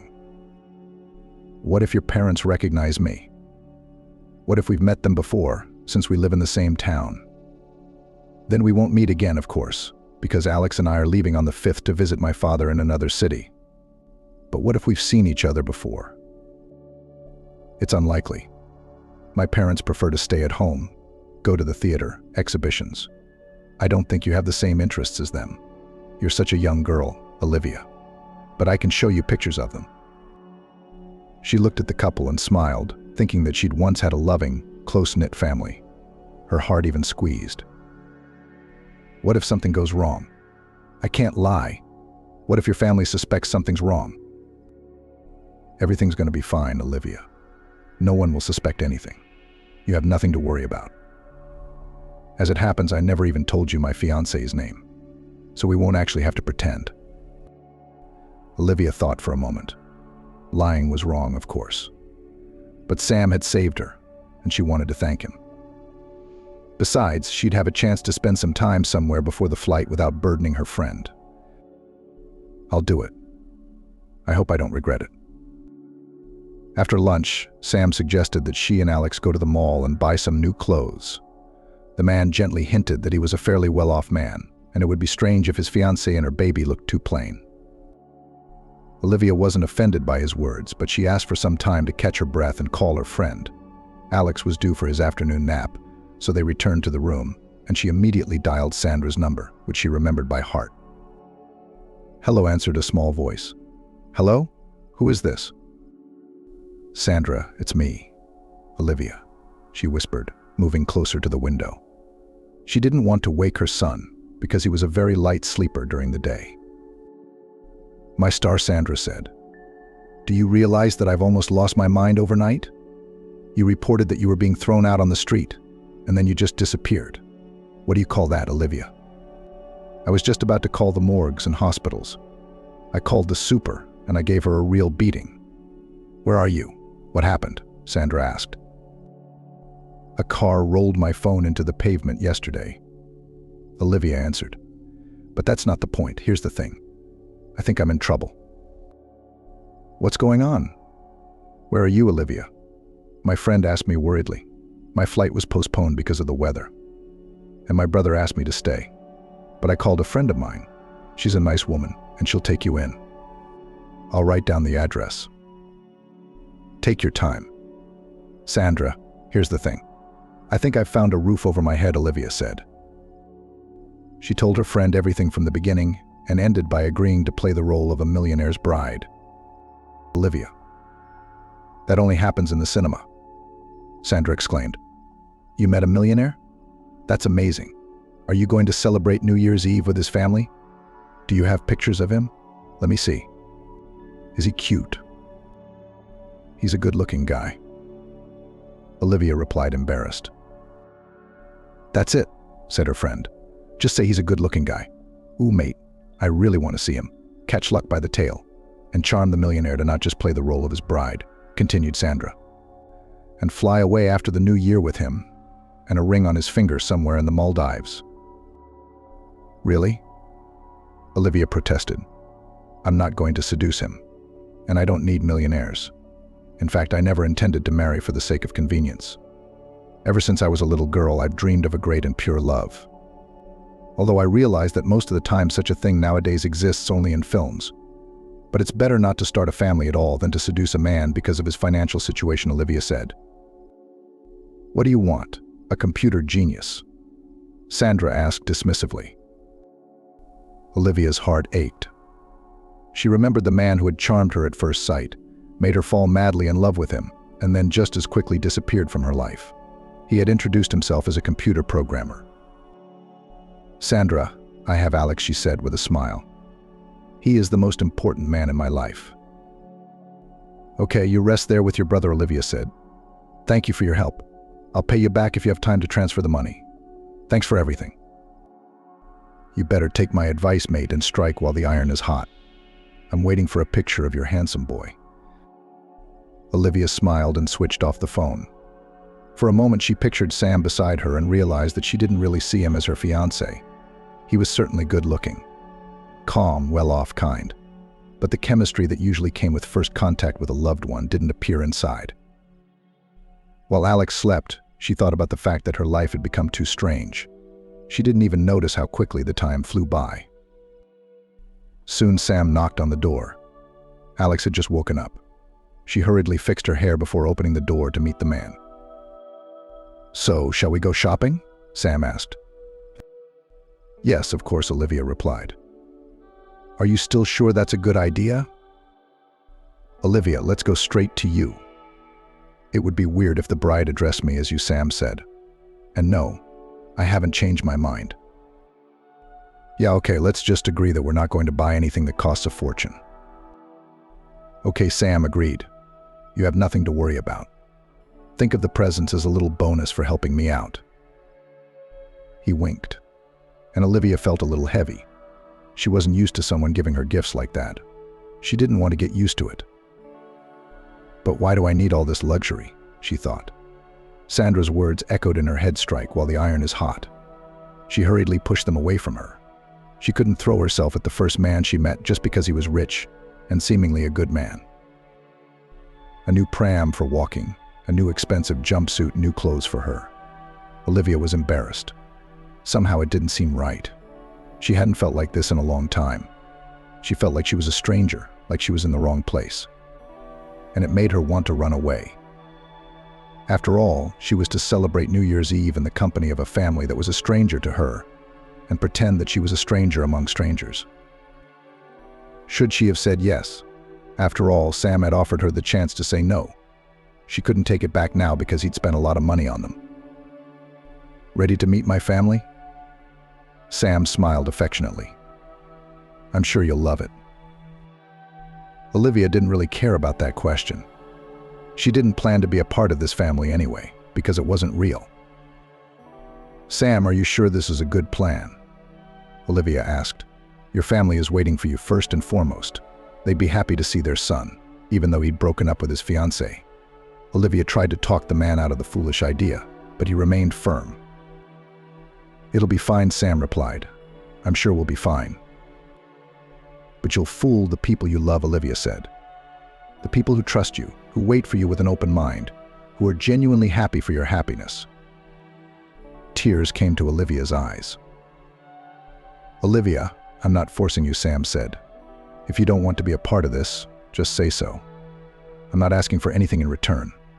And all this stuff will be a New Year's present for you and Alex." There was irritation in Sam's voice, and she realized that she shouldn't have tried to force her point of view on him. If he'd made up his mind, she should just help him realize it, especially since she'd already agreed to it. "It's okay," Olivia nodded toward the street. "Let's go, there's a taxi waiting downstairs." And they got out. A blonde, middle-aged woman threw herself into Sam's arms, and Olivia knew at once that it was his mother. Standing off to the side was a dark-haired man with gray in his hair. "Mom, you're crushing me," Sam moaned, pretending to be short of breath. "I'll crush him. What a big bore he's grown," sobbed the woman. "I remember when you were a little boy." "You'd better meet my fiancé and our son," Sam interrupted her. Traitorous red spots appeared on Olivia's cheeks. "And our son," she thought. No man had ever called Alex his son before, and even though she realized it was all staged, she still couldn't even move. Like a mesmerized woman, she stared at Sam's back until he turned around. "This is Olivia, my fiancé, and Alex," he introduced them. "Olivia, these are my parents, Mom, Mrs. Amanda, and Dad, Mr. Kyle." "Hello," Olivia stammered. Oh my God, what a miracle. Mrs. Amanda splashed her hands and rushed over to her, opening her arms to embrace her. "Hello, Olivia." "Hello," Mr. Kyle said dryly. "How beautiful you are. I had imagined my eldest son's bride, but I never thought she would turn out to be such a princess. Such a delicate, sensual young beauty." Mrs. Amanda released Olivia from her embrace and looked into the prom where Alex was sleeping. "And the boy? He's so handsome." "Olivia, are you sure he's not Sam's? He looks just like him," she exclaimed. "Look at that, Kyle. It's like I'm back in the past when my boys were little."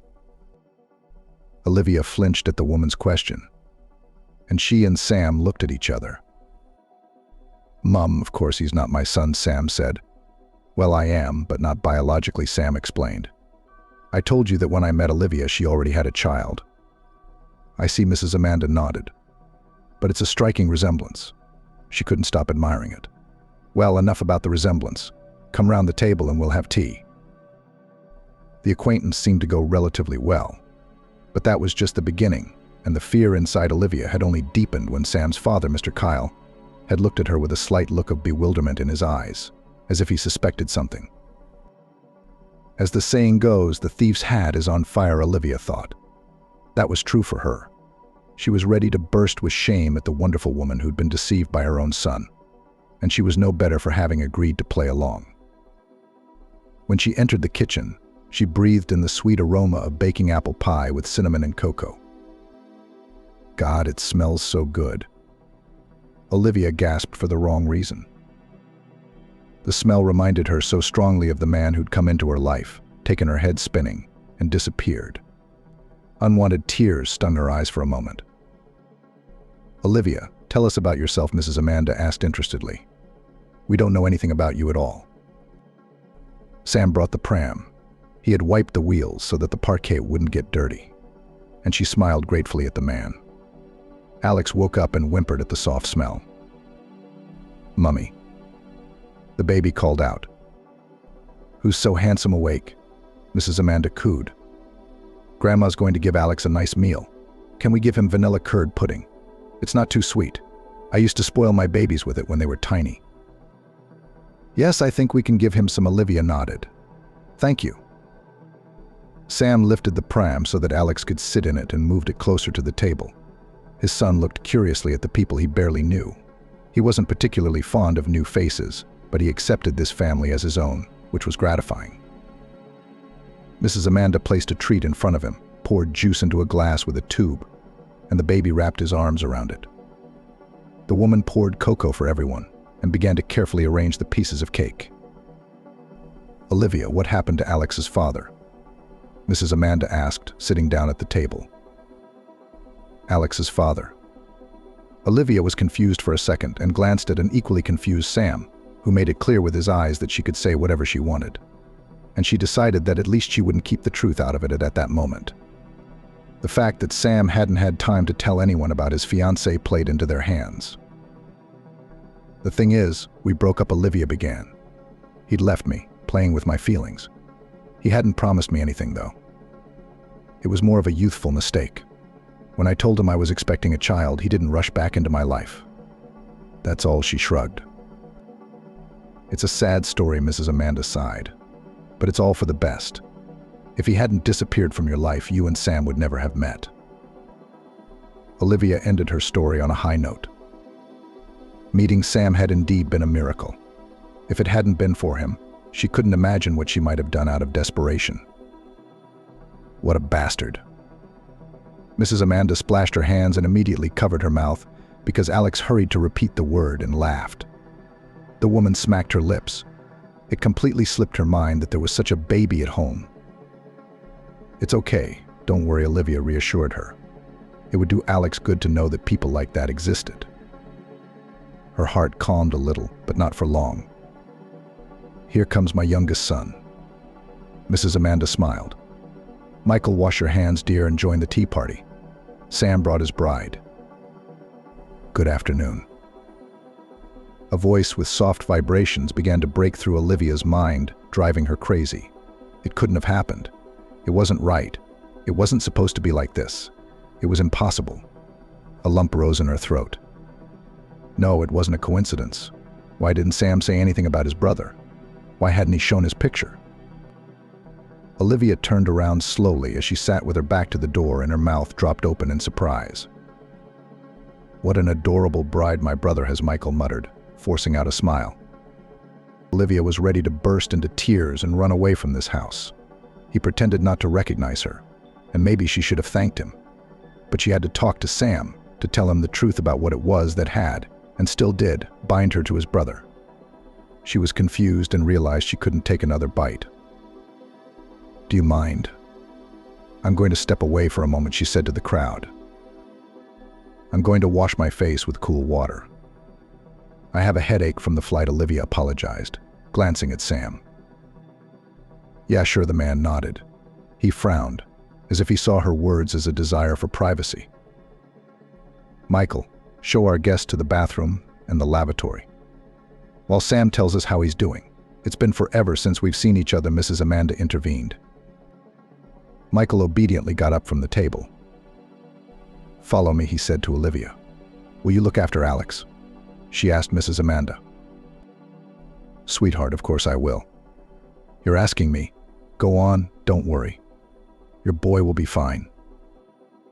Olivia exhaled, nodded, stood up and, after a moment's hesitation, followed Michael.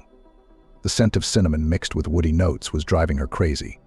It was the scent she reveled in when the man pulled her close to him, when they first bumped into each other and kissed.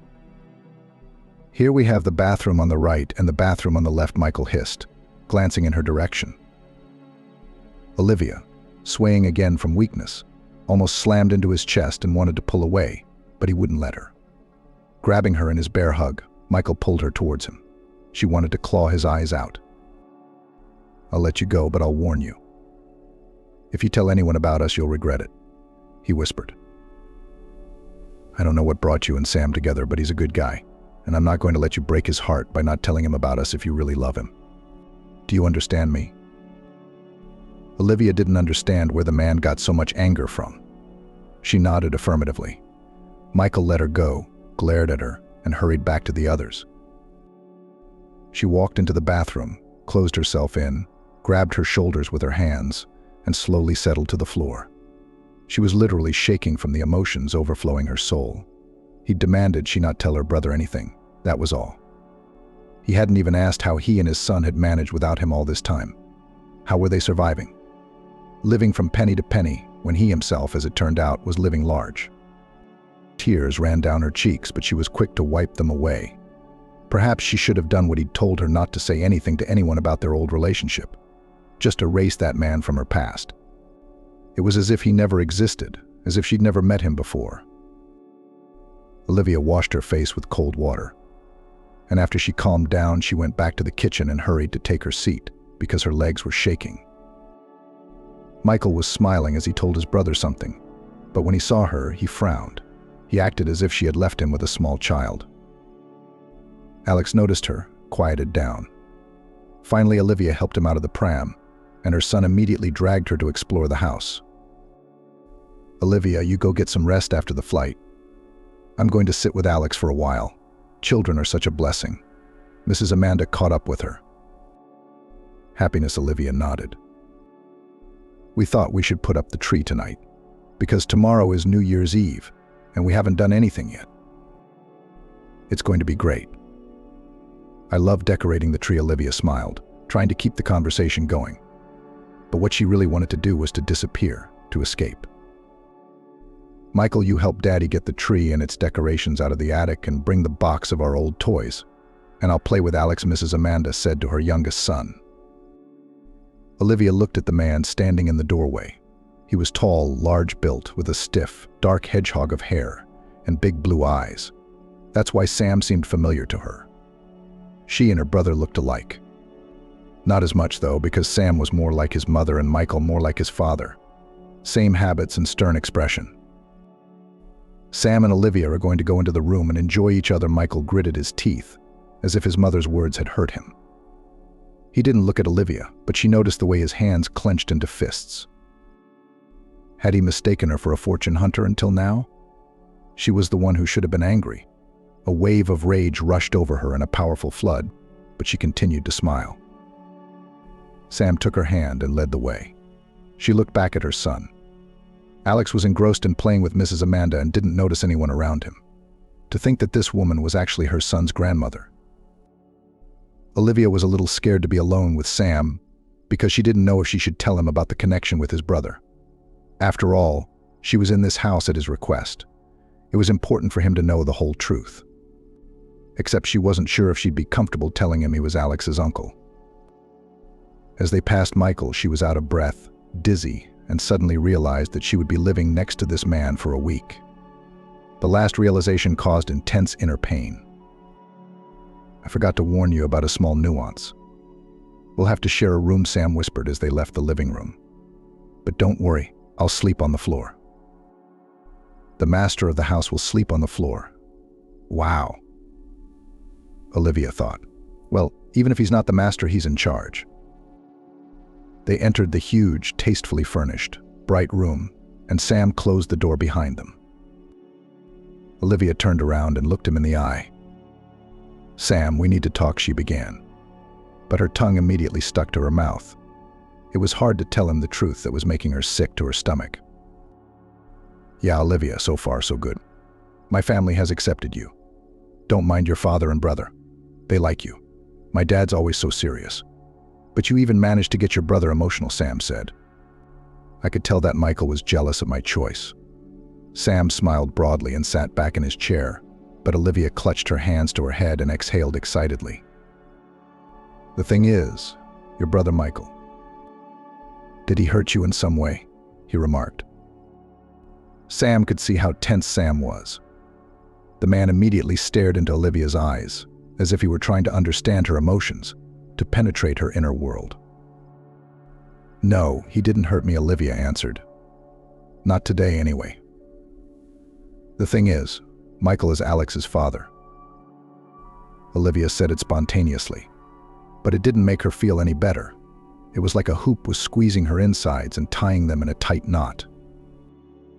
"Wait, what did you just say?" "Michael is Alex's father." Sam turned pale. Olivia was as shocked as he was, but she couldn't hide the truth from the man who'd helped her and her son, sheltered them, and kept them warm. And she couldn't lie to him. "Yes, when I was an intern at a big company, I met a programmer there. I realize now that he was just playing me and pretending to be a programmer. Probably. But that's not the point. Michael became my first love, my first man and the father of my son. Except he disappeared from my life. as if he was afraid or only wanted intimacy. I looked for him, but they never told me anything about him. And who was I in a big company? Just an intern. Michael's colleague said he was on a business trip. My internship was coming to an end. I wrote him a letter and asked that his colleagues give it to him. In the letter I wrote that I was pregnant. I called and texted him on the phone, but Michael didn't answer. And now we meet again. He doesn't know we're just playing bride and groom. He told me not to break my heart for you. Anyway, I don't know what to think, what to do next. Maybe I should pack up my son and leave too. Sam exhaled noisily and wrapped his arms around his head. He swayed in his chair as if he couldn't believe what he was hearing. I don't understand at all, the man asked. Such a coincidence could only happen miraculously. What were the odds that I would save my own nephew's mother? My brother is a jerk, of course, and I don't know if there's any way I can convince you to stay. Sam looked up at Olivia as if he were looking into her heart. She felt sorry for the man because she couldn't turn back and embarrass him in front of his family. I wasn't going to run away, she said in a shaky voice. You just had to know the truth. We'll convince my brother that we're serious, and we'll make him regret leaving you with the baby. Except now I can't just let you go God knows where with a baby. To your father, who may not be expecting you. From what you've told me. Tell me, how can I help you and my nephew? Sam asked. Sam, please don't. I don't want to be pitied. What does it matter if Michael is his father or someone else? My son is my blood, Olivia replied. You're not quite right, the man countered. Okay, let's talk about everything after New Year's. I'm worried that things might not go the way I want them to. You mentioned your brother. Doesn't he have a habit of getting drunk and talking rubbish? If he said anything at the party table, it would be unpleasant. Olivia was worried, because now there was someone who could easily expose them for lying. She also couldn't believe her son was the child of a millionaire. While they'd been wandering the corners, his father had been swimming in money and luxury and never remembered them. No, my brother doesn't drink. If you want, I'll talk to him, Sam said. No, Olivia opened her eyes wide. I'd rather you didn't. Let him think we're serious. We'll figure out what to do from there. Sam nodded, and she felt a little better. She hoped everything would be okay now. It had to be.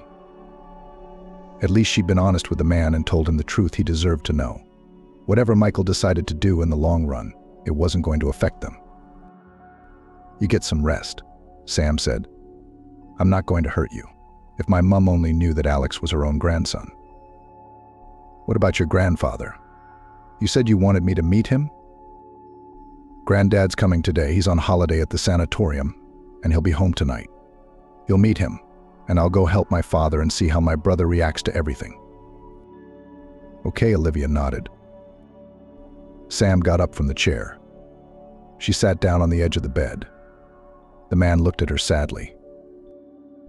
I'm sorry I dragged you into all this, but I'm certainly not sorry you're here now. At least I know that my brother isn't as good at everything as my parents think he is, and I'll make sure my nephew and his mother never end up on the streets again. Thank you, Olivia whispered, and Sam walked out. When she was alone in the room, she collapsed on the bed and cried. There was no strength left. It was as if she'd been gutted, turned inside out, and now she didn't know what was going to happen next. When Olivia woke up, it was already dark outside. She shuddered, jumped to her feet, took a quick look in the mirror, and hurried downstairs. Mrs. Amanda must have thought me so impertinent as to hang her baby on her and fall asleep, she thought. And she slept so long. Olivia's mind raced. The panicky thought that if Sam had told everyone the truth, Michael would decide to take the baby away from her mother. Panic raged through her veins until she ran downstairs to find her son sleeping peacefully on the sofa with Mrs. Amanda crouched beside him. Get ready. She heard a commanding voice behind her. Olivia flinched and turned around. Michael was standing next to her, looking at her as if she were an enemy of the people. Pack for what? Had he really found out everything? Had he talked to Sam and now he and his son were going to be thrown out into the cold? Would it be a repeat of the day before? Or was it just her? Olivia's mind raced. Sam and his father had left on business. My brother was supposed to be back, but he's running late. That's why Mom asked that you and I pick out the Christmas decorations. Our old ones are ruined," Michael explained. "I'm not going to change anything with you, so pack up and come out." "Wait, I can't go with you. I have to call Sam." "If you have to, call him. Just keep in mind, I won't wait long." Olivia frowned. Michael turned 180 degrees and hurried out of the house. Stepping into the kitchen so as not to wake her son and his grandmother, Olivia dialed Sam's number. "Are you awake?" His voice came through. "I'm sorry I had to leave for the sanitarium. There was a mix-up, so my dad and I went to pick up my grandfather. I'm sorry I didn't even get to say goodbye." Sam apologized again. Olivia realized that it was okay. "You don't need to apologize. Michael told me that we had to go shopping for Christmas decorations." "Did he?" she asked cautiously. "Yes, Mom asked me to. The ornaments that were stored in the attic had deteriorated over time. The paint had faded, leaked. I don't really know what happened, but Mom thought it would be nice to update them. And she wanted you to go and pick out new ones." "Yeah, I get it." "Okay, Chuckles." In fact, the only thing Olivia didn't understand was why Sam and her father had been the ones to go after her grandfather. Why not Michael? I mean, it would have been more natural. Or maybe it was just that his mom wanted her to make friends with everyone in the family, and she'd started with Michael. "But if you don't want to, you can wait for me." "Let's go together," Sam suggested. "It's all right. I'll be fine. Don't worry." "Okay, kisses." "Kisses," Olivia repeated, realizing that it was an integral part of their act. She glanced once more into the living room, where Alex was sleeping sweetly. And then she remembered Michael's harsh voice, and a flock of goosebumps ran down her spine. But was it possible to be such a cruel man? Olivia didn't argue, however. If Sam had asked her to go, then he was sure his brother wouldn't hurt her, or try to find out anything about their fake relationship. Hastily putting on her hat, the white down jacket they'd picked out with Sam, she slipped her feet into her boots and felt a strong thrill of trepidation. She would have to spend time with the man who had betrayed her and her son, abandoned them, and now pretended they were strangers to each other. Except did Michael know that Alex was his son, whether or not her letter had been given to him? Olivia got into Michael's car. She turned her back to the window, and he started the engine, turned on the music, and drove silently out of the yard. She'd expected that was how they'd spend their time in the shop, since she didn't want to pick out Christmas decorations with him. Though she was usually a fan of Christmas shopping, she was particularly excited about the displays of things that were out of reach for her modest budget. Olivia hadn't put up a tree in 2 years. First she'd been pregnant, and then Alex had been born. He was too young to celebrate New Year's Eve. "How did you meet my brother?" Michael asked suddenly. Olivia flinched as she looked at him. "I was looking in Forbes magazines for the name of a rich and successful bachelor. How else would I meet him?" she replied, but immediately bit her tongue. It wasn't as if she'd intended to flirt with her ex, but it had all happened on its own. Or could her words not be called flirting? "One rich, successful guy probably got off the hook by now," Michael asked with disdain in his voice. Olivia glanced at him, but didn't answer. He probably didn't really know that Alex was his son, but that didn't change anything now. He'd given up on her, and she wasn't going to keep a man by her side with the help of a child. There was probably some truth in the man's words, at least from his point of view, even though she didn't know then that her son's father was a rich and successful man. She had fallen in love with a simple programmer, even though he was skillfully pretending to seduce a young girl. Michael fell silent, stubbornly hiding his true feelings. He kept his eyes on the road, and Olivia was glad for the silence. Let him think whatever he wanted. It didn't matter who he saw her as now, it didn't change anything. He'd run away, cut off contact, and decided it was for the best. So be it. The hypermarket Michael had brought her to had a huge Christmas decorations section. Garlands glittering with bright colors, fluffy artificial fir trees, modest live pine paws, a lot of toys. Her eyes went wild and she wanted to grab everything. Except, at the same moment, Olivia remembered that she didn't have any money. Sam hadn't said anything about it, so she had to talk to her ex again. "What's our budget?" she asked. He laughed heartily and shrugged. "Whatever your heart desires," he replied, as if he was doing her a favor. "Why did Mrs. Amanda want me to be the one to choose the jewelry? Why couldn't you have traveled here alone?" "She wants you to feel like you're part of the family. Mum likes you, even though she doesn't understand your true nature," Michael said. Olivia felt a pang of resentment, but she swallowed her ex's words. She pretended she wasn't hurt in the slightest. Let him think what he wanted. What did it matter? It's all in the past. She changed her phone number and fled from him. For a moment she was stunned by the thought that he might have good reasons for doing that too, but she forbade herself to think about how things might have turned out otherwise. What was the point of sorting things out now and trying to figure out what exactly had happened between them? Remembering the color scheme of the living room in their house, Olivia decided to go with the delicate tones of the Christmas tree ornaments. She put blue balls and snow-white toys into the trolley. Accidentally dropping one of the boxes, she bent down to pick it up, and she and Michael bumped foreheads because he rushed to do the same. Their gazes crossed. Her eyes pinched at the memory, because that was exactly how their first meeting had been. Olivia had been running down the corridor to her supervisor with papers she'd found wrong, and she'd dropped the papers out of her hands and crouched down to collect them. But it turned out that she wasn't the only one who had decided to do that. Michael then wanted to help her, leaned over, and they bumped foreheads. Thus began their love story. It was probably the way it was supposed to end. Except that she suddenly felt a desperate urge to kiss the man, which she had to suppress with an effort. She quickly jumped to her feet and began to adjust her clothes. Michael slowly got up, put the box back in its place and moved a couple of steps away, probably deciding to keep his distance between them. "How much jewelry do you have to choose from?" Olivia asked. "I mean, how big is your Christmas tree?" But Michael didn't move, as if he hadn't heard the question. Olivia gently touched the man's arm and he flinched.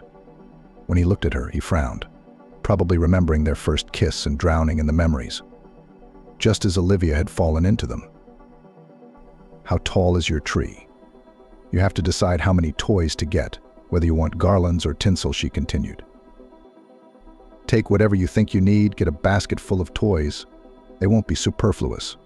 Mum likes a lot of them," Michael said in a surprisingly calm voice. Olivia nodded. There was a bonus to this trip, wasn't there? She could enjoy the jewelry, which gave her a great deal of mental satisfaction. "Do you love my brother?" Michael asked suddenly, and Olivia flinched, turning to look in his direction. Why had he suddenly decided to talk about her love for Sam? Would she be so open about it? Anyway, she tried to dodge the question and grabbed the first box of lights that looked like little bears. "Did you love me?" The second question seemed to hit her under the breath. Olivia turned around and looked at Michael, trying to figure out what he wanted to achieve with those questions. She couldn't think of a single coherent thought. "Michael, what does it matter now?" "I'm marrying your brother. You and I are no longer together. Don't dwell on the memories of the past," she said. Olivia decided that was more than enough, taking a few more garlands, brightly colored rainbows and tinsel. But she couldn't pass up the glowing snowflakes and stickers to decorate the doors and windows. Soon the shopping was complete. Michael paid for the items at the checkout, bagged everything up, and they drove home. On the way, Olivia felt her inner excitement heighten at being in such close proximity to her son's father, who might not have known that Alex was his son. How much she wanted to ask him questions that tore at her soul from the inside out. To ask Michael why he'd disappeared, why he'd abandoned her, and now suddenly he was talking about the past again. But she couldn't set Sam up. A happy bride wasn't supposed to talk or think about her past.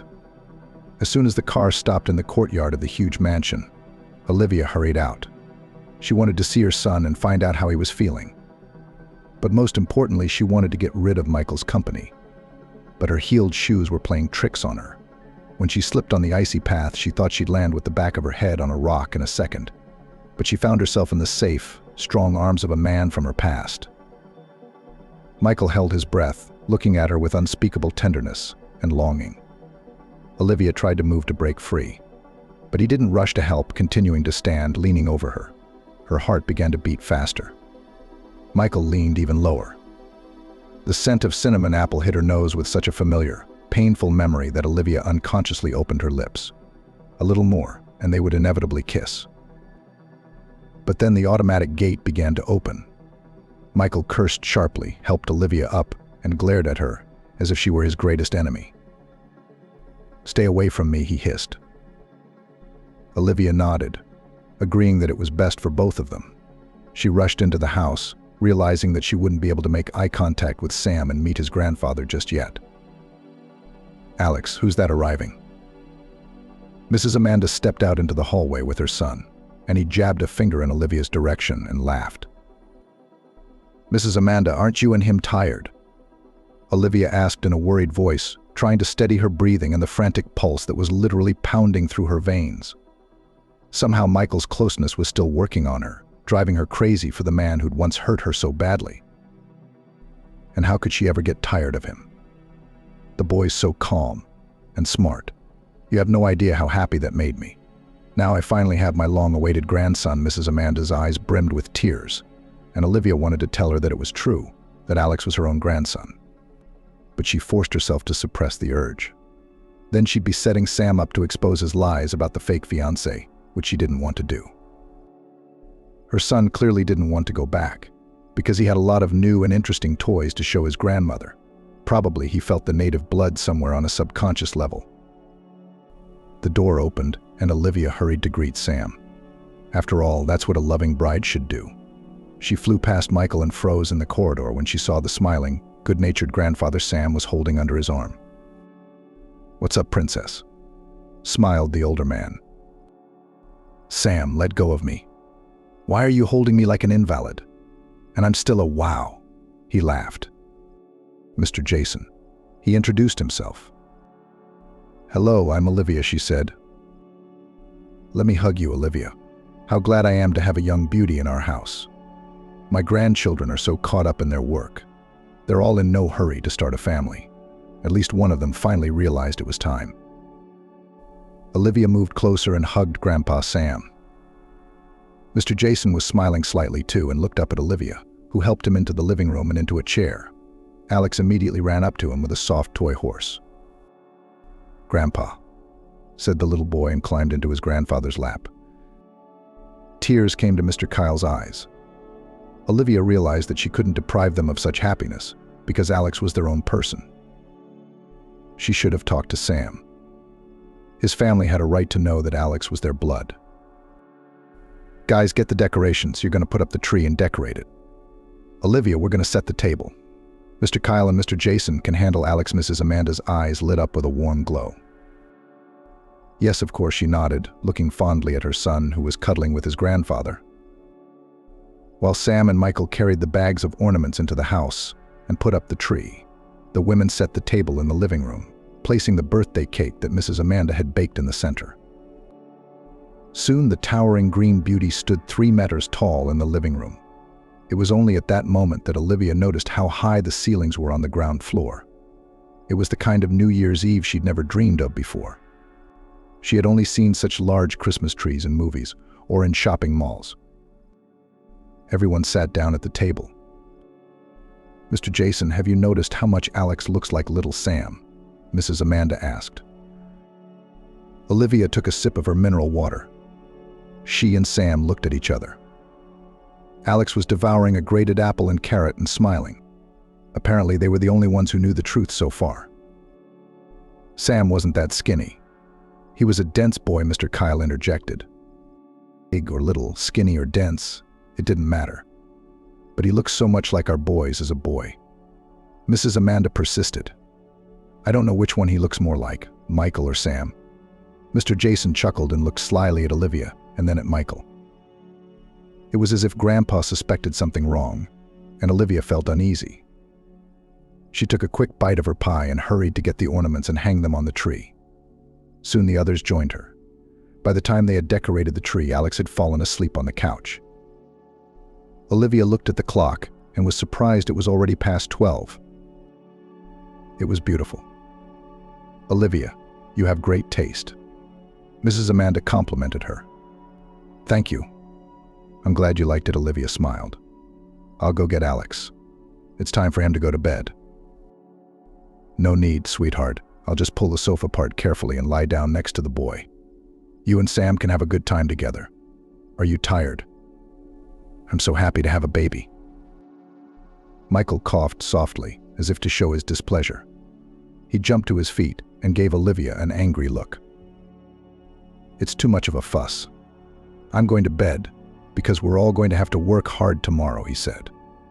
Good night. It was nice to meet you. Olivia, good night, he mumbled. Michael left. Sam beckoned Olivia to follow him, whispering in his ear that Alex was perfectly safe with his mother.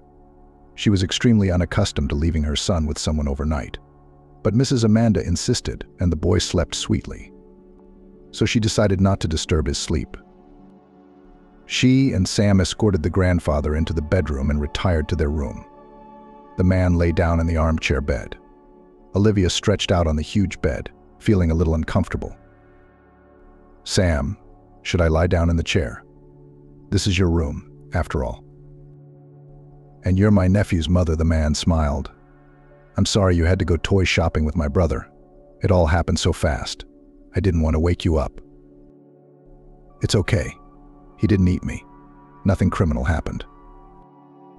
I would have killed him if anything had happened, Sam countered. Olivia, I think he's jealous of you. I don't think so. He's probably just mad that I'm around his brother right now. It's just one day gone. It'll all be behind us soon. Good night, Olivia. Good night, she said with a smile. In the morning, Olivia played a little with her son and called Sandra. Hi, my girl. I could kick your arse for doing this. I'm worried about you and she won't even return my calls. I'm fine, Sandra, don't worry about it. What about your rich guy? You still haven't sent me any pictures of him, she asked mysteriously. He's not my rich man. But I think I'm in more trouble than I thought, Olivia whispered, telling Sandra all about her arrival at the house and the fact that Michael was Sam's brother. What a bastard. If I were you, I'd, especially since Sam's a bachelor, to prove to that jerk that he's not the only one in the world. Thanks for the advice, Sandra. I think I'll figure it out. She and her friend wished each other a happy new year, and Olivia switched off the phone. She didn't want to talk about Michael, much less seduce Sam to prove something to his brother. She needed to call her father to congratulate him. Because he wouldn't be able to reach her, she hadn't restored her SIM card yet. Olivia dialed his number and listened to the long beeps. He didn't answer right away. Suddenly, the drunken voices in the receiver made her wince. It was the drunkenness that had once separated him from his mom and ruined their family. Who is it? Dad asked in a husky voice. Dad, it's me, Olivia. Happy New Year. Olivia who? Oh, Olivia. I'm glad you called. I just wanted to tell you that I can't make it. We made up, and she doesn't even want you to come for a week. So you're going to have to make your own arrangements. Dad's words were a stunner. He didn't even congratulate her. Olivia had always tried to look for the good in him and justified it to her mum when she decided to divorce him. It was a shame her mummy wasn't alive anymore, because then she would have been able to apologize to her for sticking up for her father so often. He was the cause of the frequent scandals between them. It was a shame that Olivia had realized it too late. Switching off the phone, Olivia brushed away her tears and hurried into the kitchen. All the food for New Year's Eve had been ordered from the restaurant, but Mrs. Amanda had decided to make the hot meal herself. Mr. Jason intercepted Olivia in the corridor. The old man smiled good-naturedly as he looked out of his room and beckoned her over. Olivia, I'm so excited to decorate my room. Everyone's fussing about, and I can't catch anyone. It's a bit hard to walk far. My legs are not young. There's a green box in the garage in the far right corner with garlands and old Christmas cards. Can you help me bring them here and then decorate them nicely? I'd like to cheer myself up a little. Sure, I'll bring them in. Olivia nodded. She threw on her down jacket and hurried to the garage. When she opened the door, she flinched because she saw Michael inside. Are you following me? The man asked dryly. Stalk you? Why would I do that? Olivia shook her head. How would I know? You're hard to understand. I don't understand why you're so angry with me.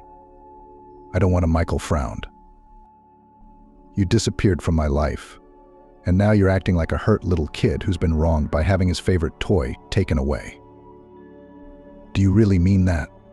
Michael jerked towards her, grabbed her hand, and stared intently into her eyes. It was possible to drown in the enchanting depths of his eyes, but she held back. Let go, Olivia asked, trying to pull away. You try to make me do that. Michael grinned predatorily. Let go. She yanked her arm again, but to no avail. What are you doing? You little silly thing. Why are you teasing me? Why are you trying to make me and my brother enemies now? Michael asked in a muffled voice. I'm not trying to do any of that. Michael, you're hurting me. Say my name again. It makes me feel good to hear it, spoken in your gentle voice. He didn't let go, but his grip loosened, and Olivia could have broken free, but something held her close to him. Weakness wouldn't let her make a move. Your grandfather sent me here, she said. Asked me to find some garlands. I didn't know you'd be here, too. Let's make this easy. You just help me find the right box, and I'll leave. What's the coincidence? My grandfather sent me to get the lights, too. Olivia was pinned against a brick wall. She tried again to get out, but in vain. Had Sam's grandfather suspected something and decided to set her and Michael up together? Why are you back in my life? He asked in a voice that made Olivia's insides twist. Michael let go. She tried one last time to break free of his grip. I won't. What's more, I'll do something I'll regret. But I'll regret it if I don't. A second more, and the former lover's lips covered hers in an exhilarating, thrilling kiss. Olivia's head spun. A feverish shiver made her wince. Tears came to her eyes. Probably the happy hormone in her blood had risen sharply. Olivia wrapped her arms around the man's neck and kissed him back, as if it were the last breath of oxygen on the planet she'd ever had. All resentment instantly receded into the background. I'm going to take you away from my brother. You hear me? I will, Michael whispered, his breath burning the skin on her neck. You should have thought of that before, and now it's too late, Olivia said resentfully. You just disappeared from our lives, leaving Alex and me. What did you say? You and Alex. Don't tell me he's my son. You didn't know, she asked, trying not to look Michael in the eye. You didn't get my letter? What letter are you talking about? You wrote to me yourself that you had found a wealthy man. You asked me to leave you alone. And when I wrote that I was in hospital and asked you to come and see me, there was no reply. And now you're talking about a letter, about Alex being my son. How am I supposed to make sense of all this?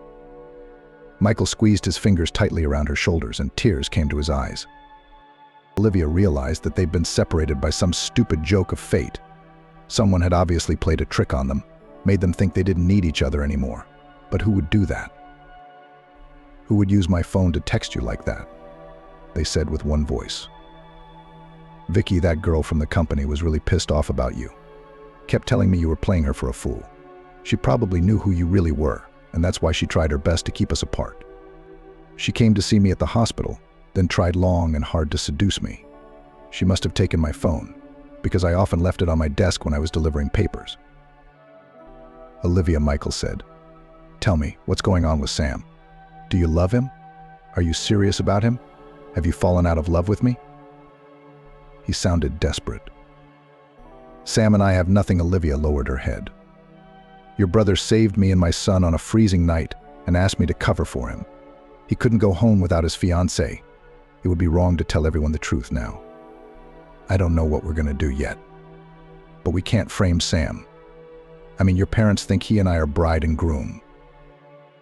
Everyone probably thinks that except my grandfather. Michael laughed and pulled her against him. Olivia, are you ready to forgive me for giving up? For letting my emotions get in the way? For disappearing from your life?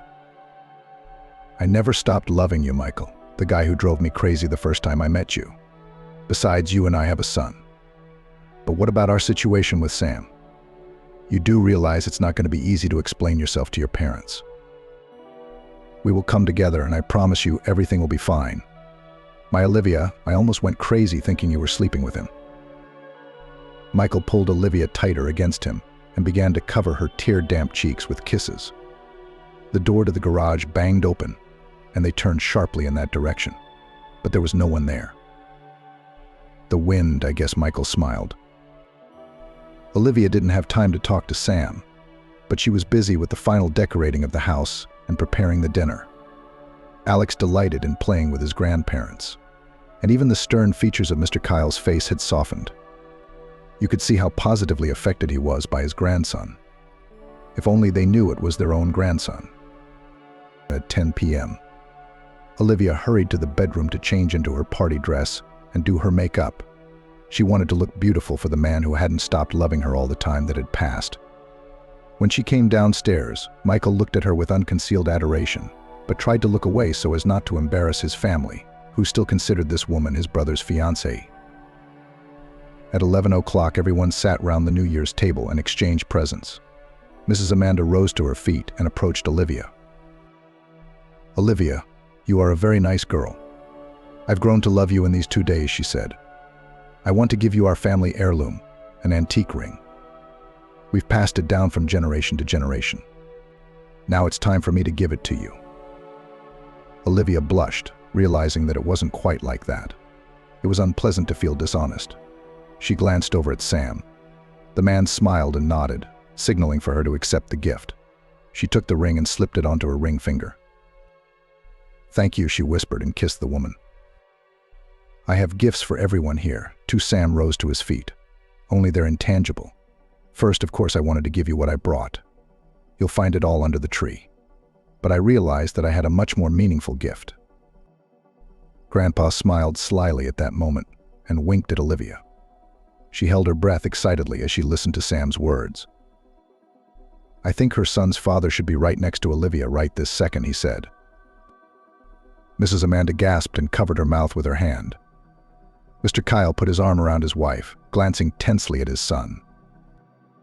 Sam smiled at Olivia and stroked her shoulder. "Michael," he called to his brother. Michael jumped up from his seat and approached them. "The thing is, it's my deepest belief that fate brought us together," Sam began. "One of them led me to Olivia for a reason. I deceived all of you. I tried to, but the truth was more interesting. You don't know that I broke up with my fiancée Kate right before the flight. And then I saved a lovely stranger and her son from hypothermia. Olivia needed a roof over her head, and I needed a fiancé. I couldn't help but live up to your expectations. I was afraid of once again dashing the hopes of my family. I asked Olivia to play the part of my fiancé. Once in this house, she met Michael and told me the truth. Evil tongues have separated them in the past, but I see that they continue to love each other. Happiness is just splashing in their eyes. Mum, Dad, Granddad, Brother, Olivia, I'm sorry for this little deception. But I don't regret it because it's been good for all of us. Alex is your own grandson. You noticed the resemblance for a reason, didn't you? Except he doesn't look like me. He looks like Michael. Michael is the boy's birth father and Olivia's real fiancé." Sam took a step back. Olivia stood up. Michael immediately wrapped her in his arms. Alex listened to everyone mesmerized and then pointed at Michael and said with a smile, "Daddy." The chimes began to strike midnight. Mr. Kyle and Sam hurried to open the champagne, and Michael pulled Olivia tightly against him and kissed her on the lips. As they returned the kiss, they plunged with the others into the clinking of glasses and the splashing of sparkling wine. Olivia wished that Sam, too, could find his happiness in the new year. Her grandfather winked at her as if he'd known all along. Mrs. Amanda and Mr. Kyle could see that it was not easy for them to accept this truth of life. But they looked at Alex fondly and lovingly, affectionately calling him grandson. "Grandpa, you've figured it all out, haven't you?" Sam patted his grandfather on the shoulder. "Is that why you bumped us all off in the garage? Although your father had brought the jewelry box to you early that morning." It wasn't the wind that slammed the door in the garage, Olivia thought. Sam had seen her hugging and kissing his brother and figured it out. "What about me?" "My business is small," Mr. Jason shrugged. "You can tell when love sparks between two people. I felt it in my heart. Michael had told me about his love, which had left him without explanation. And when I saw you two together, the way you looked at each other, I knew. But I know that such love does not go in vain, and such a pretty, honest girl could not betray his beloved. So I thought I'd give them a little nudge. Michael didn't let Olivia out of his arms. Mrs. Amanda looked at them both fondly. "Cute," she said. The sky outside the window lit up with the colorful sparks of the New Year's Eve fireworks. "Happy New Year," Sam said. "Happy New Year." Everyone cheered him on. The family called Michael to look for presents under the tree. The man broke away from Olivia, came unbidden to his son, took the boy in his arms. He looked at him for a few seconds and whispered with a smile, "Hello, son. I will never let anyone ever hurt you again." It seemed as if there had been complete silence in the room a second before, and everyone had clearly heard what had been said. Tears of joy welled up in everyone's eyes. Then everyone exhaled at once, became animated, began to hug each other noisily, congratulating each other on the holiday. It was obvious how friendly and loving the family was.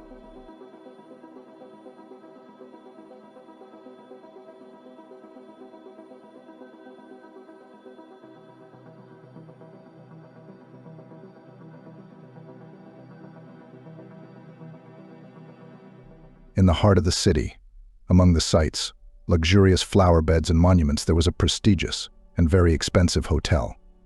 The top of its roof was visible from anywhere in the city, and from the observation deck you could see everything you wished.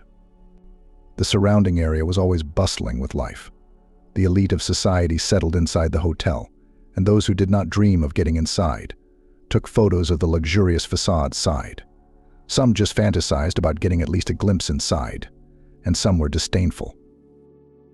The rich people there, they think they're aristocrats, some grumbled. Sven had been looking for a new job for a long time.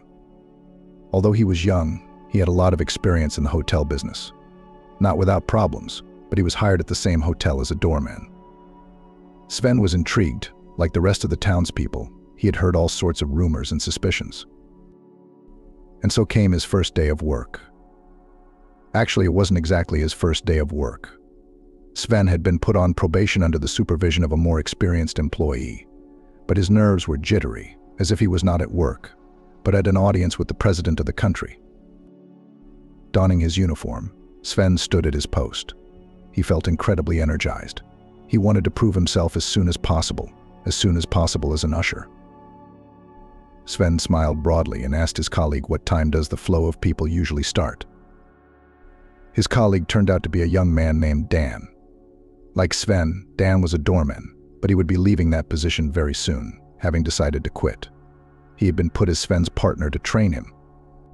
The look on Dan's face was bored and, to put it bluntly, dejected. He shrugged. Whenever Dan muttered. Sven frowned. Dan looked too relaxed. Sure, it was one of his last days on the job. However, the key word here was not last but working. A doorman has no right to be moody. He should be smiling, charming, helpful. And Dan? Dan was more like a security guard at a chain grocery shop in a dormitory neighborhood, not a doorman at a high-end, expensive hotel. While the two of them were alone, Sven decided to ask, "What are you doing?" What Dan asked in surprise, leaning against the door. "Why should I be happy? I can't wait to get out of here," he mumbled back. Sven nodded understandingly, though he didn't really understand Dan at all. He couldn't understand how anyone could want to quit. Apart from the decent pay, this place was a dream come true in itself. When he went for the interview, he rather just wanted to be inside and didn't even expect to be accepted. He knew for sure that if he wasn't going to be fired, he wasn't going to leave. After some thought, he asked, "Can I ask you a question?" "Try," Dan said. "Why did you quit?" "Well, how can I put it? There are several reasons," Dan stretched out. Sven raised his eyebrows high in anticipation, looking at his colleague. Not wanting to ask clarifying questions, he waited for Dan to continue his thought. But Dan just remained silent. Apparently he didn't want to talk, but Sven was still curious. Without fear of sounding tactless, he asked, "So what are the reasons?" "It's not a good place. Not a good place," Dan muttered. "Why are you surprised?" I'm not surprised. More like confused. What do you mean? That's what I mean. It's a tough place to work. The staff is a snake's tangle. Sven got a little nervous. How does it manifest itself? You'll find out for yourself, Dan said. Tell me, Sven asked. Dan made a disgruntled face, but didn't have time to answer. One of the hotel guests, a young and very pretty girl, appeared, smiled at the doorman, and asked them where they could go nearby. Sven hurried to fulfill his work duty. He told her where to go and what to see. When she was out of sight, Sven repeated his question. What's wrong with this place? Tell me. I've got work to do here. There's nothing to tell, Dan said. The people here are fake, and I don't mean the visitors, I mean the employees, you know. Honestly, not so much. Gossip, intrigue, backstabbing. There's a lot going on here. You know, when you said it wasn't a good place, I was thinking of something else, Sven admitted. Dan laughed merrily. What did you expect to hear? That I'd tell you about the hotel being built in a graveyard? Sven sneered. Well, sort of. That's bollocks.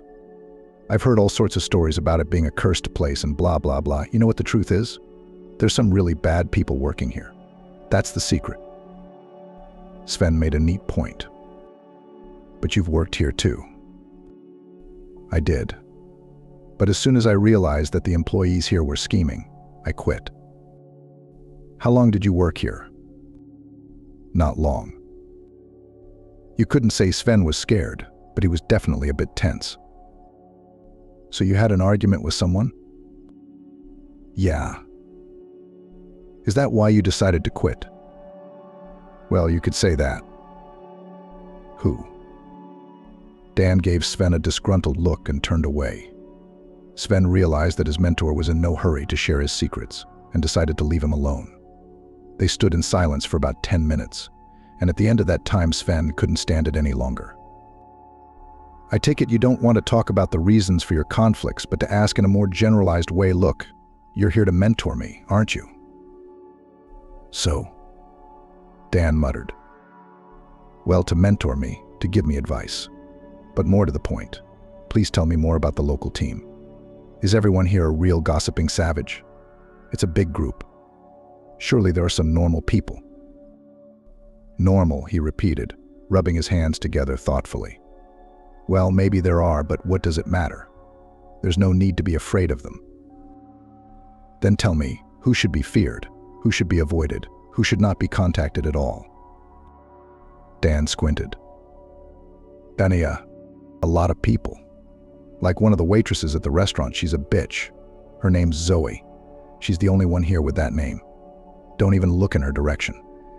And she's like, ugh, I can't even remember her. What is she capable of? But you don't want to know. Sven frowned. There were more questions and fewer answers. After a moment's thought, he asked, Is that all? No, I told you maybe it just didn't work out for me. You'll be fine. So you should avoid only the waitress. Avoid the security chief in the first place. He's a real SAR. Sven smiled. Thanks for the warning. You think I'm joking? I'm dead serious. Never make eye contact with him. And if possible, don't talk to him at all. Pretend you don't exist. Is it that serious? You have no idea how serious. I'm wrong about some things, but not this. Everyone's really scared of him. Sven's day at work was going well. His partner and mentor wasn't the most talkative person, but he was happy with him. Although Dan didn't say anything particularly interesting or important, Sven tried to listen to avoid Zoe and the security chief. The advice was interesting, but a little odd. Sven decided it was worth following, though he never quite understood why. The first day came to an end, followed by the second, third, and even the fifth. Slowly but surely Sven joined the local team, trying to seem like a nice and good-natured guy. And although it was too early to judge, Dan seemed more and more strange to Sven with each new day. Who did he have a fight with around here? Everyone who got in his way seemed to be very nice, pleasant people. Sven had almost finally come to the conclusion that the problem was Dan himself. But he still wondered why he had singled out two particular people. So Sven decided to find out more about it.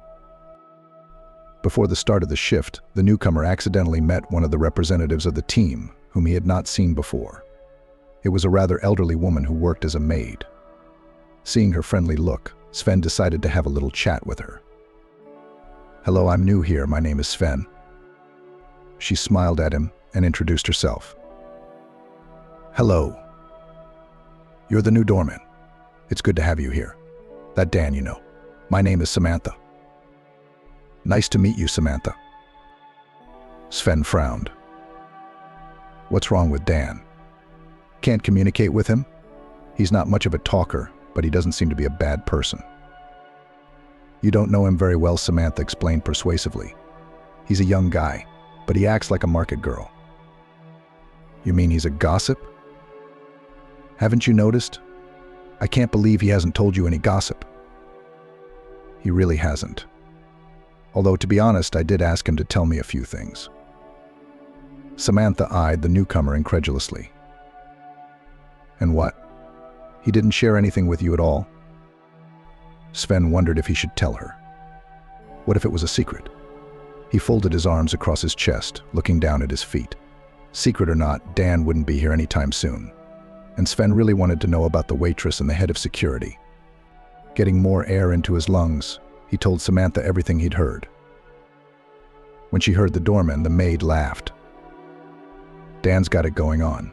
Yes, Zoe is an angel. She's beautiful, clever, a polyglot. She knows 4 languages." Sven wondered. Why did he say that about her? He called her a bitch.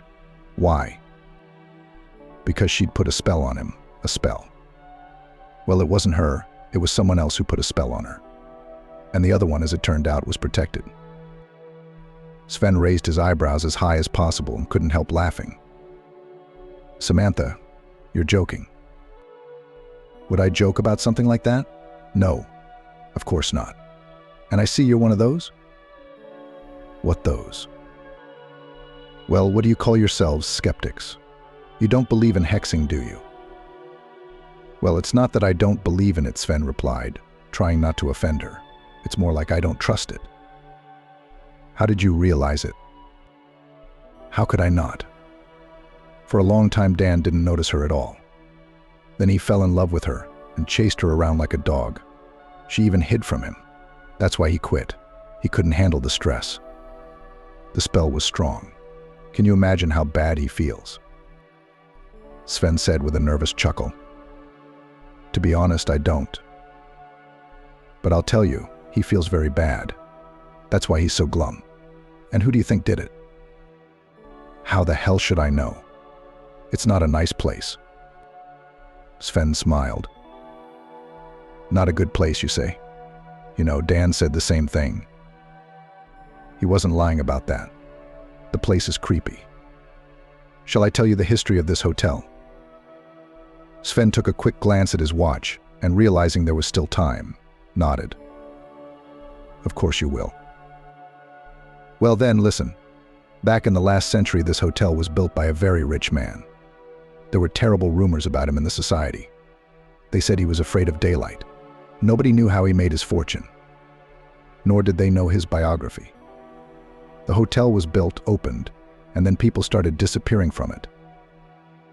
Sven sighed heavily, but he kept his expression unchanged, trying to appear friendly. "From the looks of it, it's Samantha who's not entirely rational, to say the least. She's one of those people who believes in ghosts and horoscopes," he thought.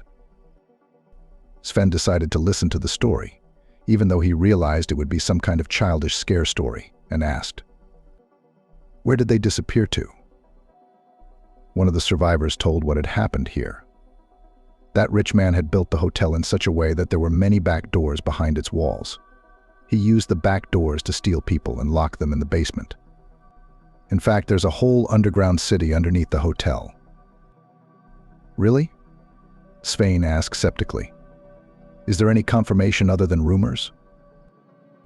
"Yes, of course. When the public found out, all the secret passages were concreted over. Some of them are still there, though. They're just hard to find. So the hotel is actually much bigger. The hidden part of the hotel is 2 or even 3 times bigger than the main part. But this, of course, no one alive today has seen. But it's the truth, Samantha replied deftly, looking around. I see. Why would the hotel owner want to steal people? She lowered her voice so that it was hard to make out what she was saying. The man who escaped saw a terrible thing. The owner was stealing people to drink their blood. He was a vampire. Sven couldn't hold back a nervous chuckle. Wow, he replied, although he really wanted to change the subject. He realized that Samantha was very peculiar, but to be so, Sven decided to change the subject. That's a very interesting story. So Dan lied about Zoe? Can we talk to her? You should. She's a very nice and interesting girl. What about the head of security?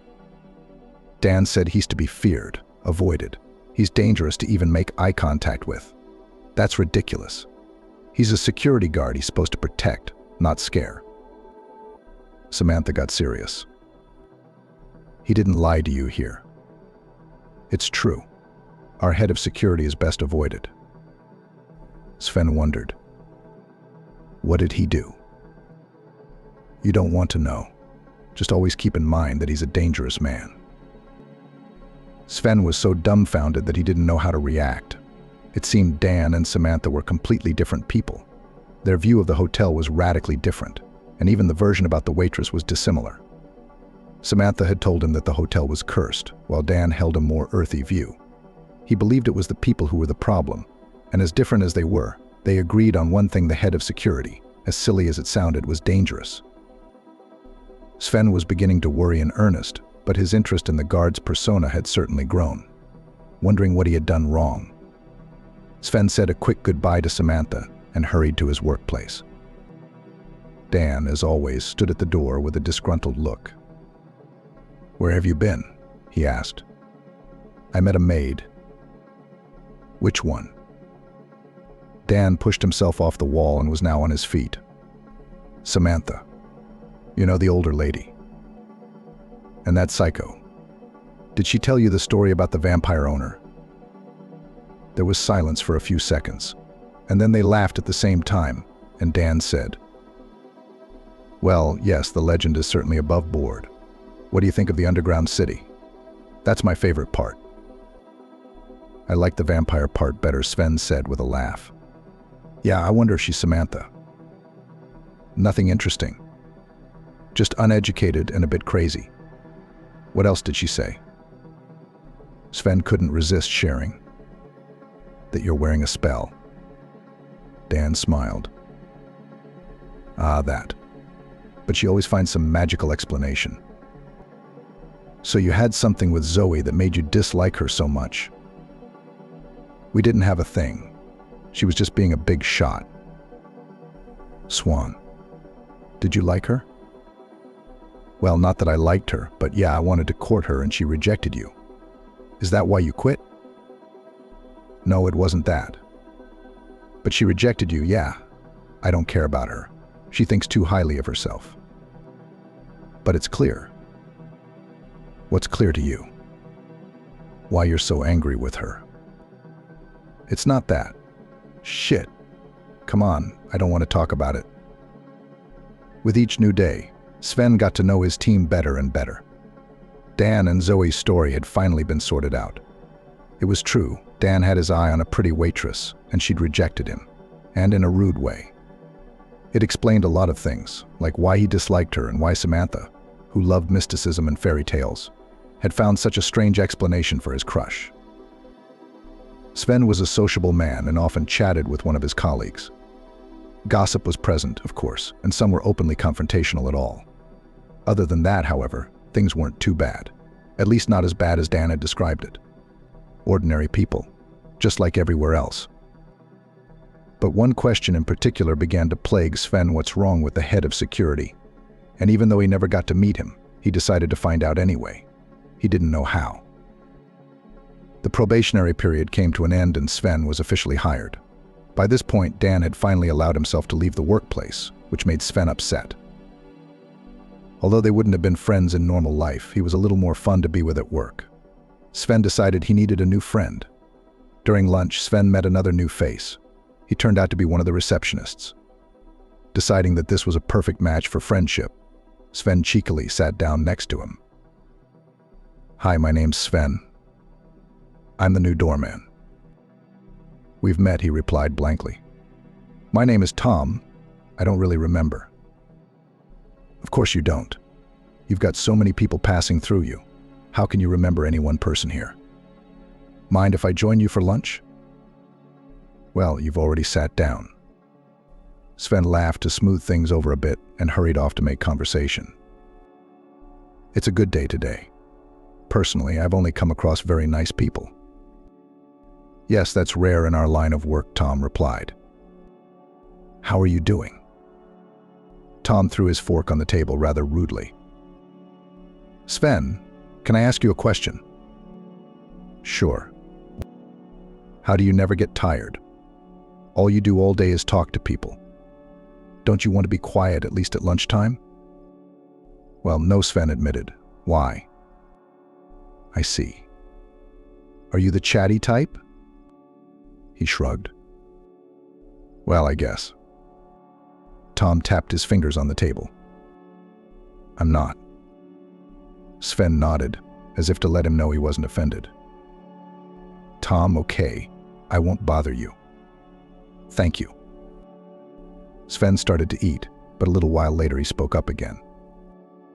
"Listen." Tom was really pissed off. "What else?" "I like Dan better." Sven smiled guiltily. "You two are so much alike. You're both so quiet." "What did you want to ask?" "I've heard a rumor that our head of security is a bit strange." Tom looked round fearfully and spoke in a low voice. "He's not weird, he's scary, really scary. You haven't seen him if you're asking questions like that." "By the way, no, I haven't seen him yet." "Is it true that you should avoid him?" "Yes, 100%. Sven smiled. "Is it true there are vampires around here?" "You've been talking to Mrs. Samantha, haven't you?" "Yeah." "Right. Well, I'm not telling you anything about vampires." "Why not? Don't you believe Samantha's legend?" "It's not her legend. Samantha didn't invent it. There's a lot of talk about it." "Well, do you believe it?" "Not that I believe it. I don't know. I'm a person who doesn't take anything on faith in advance," Sven replied. "Interesting. So what about the head of security?" "Nothing. Just avoid him. He's a dangerous man." "Damn it. But why does everyone talk about it, but no one can explain it?" Tom smiled weakly. "You'll understand once you see him." "Hell yeah. Who the hell is he?" "Just a little more, and I'll think he's the creator of the Vampire Hotel." "Well, look. Imagine a big 2-meter tall man with broad shoulders, bald and very strong, ex-military, pumped up, perpetually disgruntled, with a giant scar all over his face." Tom drew the image. Sven clapped his hands unconsciously. "Yep. Well, that's what he looks like. Now, add to that image the knowledge that he's a man of hard luck, bitter at everyone and everything. So would you sit down to lunch with him?" Sven scratched the back of his head. "I don't feel like it." "Well, there's a reason you're so scared of him. He's really something to be afraid of." "Interesting," Sven said. "I don't know, I don't think so." Tom shrugged his shoulders. "Now we can eat in silence." The intrigue of the security chief's identity was growing like a snowball. Sven had no doubt now that he was to be feared. He was going to avoid him, but he could not forget him. What kind of a fate had he suffered? Sven decided to talk to someone who might know the life story of this mysterious man. From one of the floor clerks on duty, he inquired, "Who has worked here the longest?" And in response, he heard a name. Miss Caroline, the head of administration. He could only hope that she would be more talkative. Just in case, he asked the desk clerk, "What do you think of the head of security?" To which he received an exhaustive answer. "He's like a shark. It's better not to mess with him. And if you do, it's best not to piss him off." Sven was able to see Miss Caroline 3 days later after he'd spoken to the duty officer. The evening shift was coming to an end, and Sven found her in one of the workrooms. From afar, she seemed a good candidate for conversation. Wide smile, straight posture, neatly styled hair. Maybe it was the cost of the profession, one must always exude friendliness. But it was as if Sven had sensed that she would be a good person to talk to. And he was right. "Hello, I'm new here." "A doorman?" she asked. "Yes, hi. Nice to meet you." "My name is Caroline," she replied. "Nice to meet you. Are you busy?" "No," she said in a friendly tone. Sven almost shrieked with joy and sat down next to her. "How are you?" "I'm fine, thank you. And yours? By the way, how do you like it here?" "Well, you know, it's pretty much as I imagined it would be. It's all kind of mystical, isn't it? Whoever I talk to, I get all sorts of information. Some say that the people working here are evil, to put it mildly, and some tell stories that make your blood run cold, and some are just strange. I haven't had a chance to get to the bottom of it yet. But overall, how do you like it here?" "Overall, I guess, yeah, but these vampire stories." Mrs. Caroline laughed. "I think I know who you've been talking to. Do you believe in all that?" "Of course I don't. It's all nonsense." "Thank God." Sven was relieved. There are a lot of people who do believe in it, as it turns out. Well, they're just bored. But, you know, Sven, it's better that way than that way, right? "Yeah, I suppose you're right. Can I ask you a question?" "Sure." "Is it true you've worked here longer than anyone else?" "Well, you could say that. I'm one of the old-timers." "Oh, that's great. Tell me, can I ask you about someone in particular?" "Not vampires, I hope." Caroline smiled. "No, the head of security." "Who is he?" Mrs. Caroline's face changed. "Ugh. That's a very complicated man." Sven shook his head. "God," he exclaimed. "Why is that? Why does everyone talk about him like that?" "Well, because that's the way he is," she said and smiled weakly. "Don't mess with him. And stop asking about him.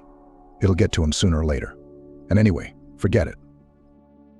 "Who the hell is he, this head of security?" Sven asked nonchalantly. "Can you at least tell me his name and what his fate is?" "His name is Michael, but you should address him as Mr. Michael. Although, of course, it's best not to talk to him." "Why not? Do you know anything about his hard fate?" Mrs. Caroline looked round. "I know. Tell me, can you keep a secret?" "Of course I can," Sven replied excitedly. "If I don't find out what's wrong with him, I'll go crazy. All I know is that Mr. Michael is unsociable. Most of our team is afraid of him and treats him, shall we say, not in the best way. A lot of people know about his plight, but nobody knows what exactly happened to him. Everyone thinks he's just venting negativity on everyone because of what happened to him. That's basically what it is. But you do know something specific about him, don't you?" "Yes, I do. Michael and I knew each other in the past. We were both employed at this hotel by the same man, a mutual friend." "So this Mr. Michael is one of the old guys like you?" Sven asked. "Yes. As I said, Mr. Michael is quiet, but he treats me better than the others, so he told me a little about himself." Sven snickered.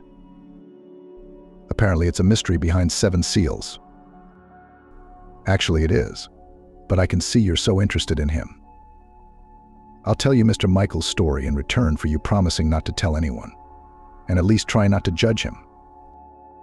"Thank you, I won't tell anyone, I promise." "All right then. In general, Mr. Michael, former officer of special services, held in the Department of Own Security, not the last position, received good money, was married to a good girl who gave birth to his son. Everything was great, so much so that Mr. Michael relaxed. And one day at one of the corporate parties, he fell madly in love with another girl, let's say, with low social responsibility. I don't know what it was about her, but Mr. Michael literally lost his head. Samantha would say he was bewitched. But we know that's not true. She must have been a skilled manipulator, maybe some kind of hypnotist. I don't know. He started courting her immediately, and in the end he was ready to do anything for her, even to leave his family with a child. His wife understood but pretended not to notice, and for nothing. After all, in the end, that second girl set him a condition to kick out his wife or she will leave him. And Mr. Michael was so in love that without a second thought agreed to this terrible act. At that moment, he did not know that his wife was already pregnant with their second child, and when he found out, he convinced her to have an abortion. He left his wife with a child in her arms alone in a strange city, because she was a visitor. He brought his mistress into the house and married her, and forgot about his former family. What happened to his wife is a mystery. Mr. Michael doesn't know, and neither do we. But it was probably because of this act that Mr. Michael's life was in trouble. After a couple of years, he got bored with his beauty, and she started cheating on him left and right, and he put up with it. He was in love. It got to the point where she was having an affair with his boss. Can you imagine the kind of person she is? She turned Mr. Michael's boss's head, and eventually he was scandalously sacked. But Mr. Michael never gave up hope. He tried to get a job somewhere else, spinning like a squirrel in a wheel, afraid of losing his beloved. And that fear didn't endear him to his ex-wife's new boyfriend. He was beaten to a pulp, and that girl left him. He was in intensive care, and when he woke up, he realized he'd lost everything. He had lost his flat, all his money, and of course his beloved. And so he was left with nothing, no job, no home, and no prospects. An old friend of Mr. Michael's, a mutual acquaintance of ours, took pity on him and helped him get a job here as head of security. Whatever Mr. Michael's personal life, he's a good worker. And now he lives on the outskirts of New York, in a tiny flat, works here, and that's it. It's not an easy fate, but it seems worthy of its owner. Sven opened his eyes wide. Wow. I was expecting something else. Well, how is it? Miss Caroline remarked. Of course he's offended at the world after that. Sven tilted his head to the side. Well, I suppose. But it's his own fault, really, isn't he? Yes, I suppose so, agreed Mrs. Caroline. But I think he's paid the price too harshly. Where's his wife? You know, the first one who gave him the baby. Mrs. Caroline shrugged her shoulders. I don't know, and nobody knows. Well, have I satisfied your interest? She asked. Sven decided to think for a moment before answering. Although he expected something different, he felt he was glad to know the answer to his question. It wasn't really the head of security that interested Sven. In fact, it wasn't just him. He wanted so much to know the secrets of this place, why everyone talked about it, what the wide doors of the hotel hid.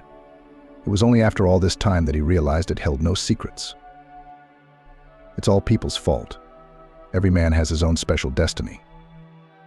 Yes, thank you for telling me, said Sven. I won't tell anyone. That's good, Mrs. Caroline said.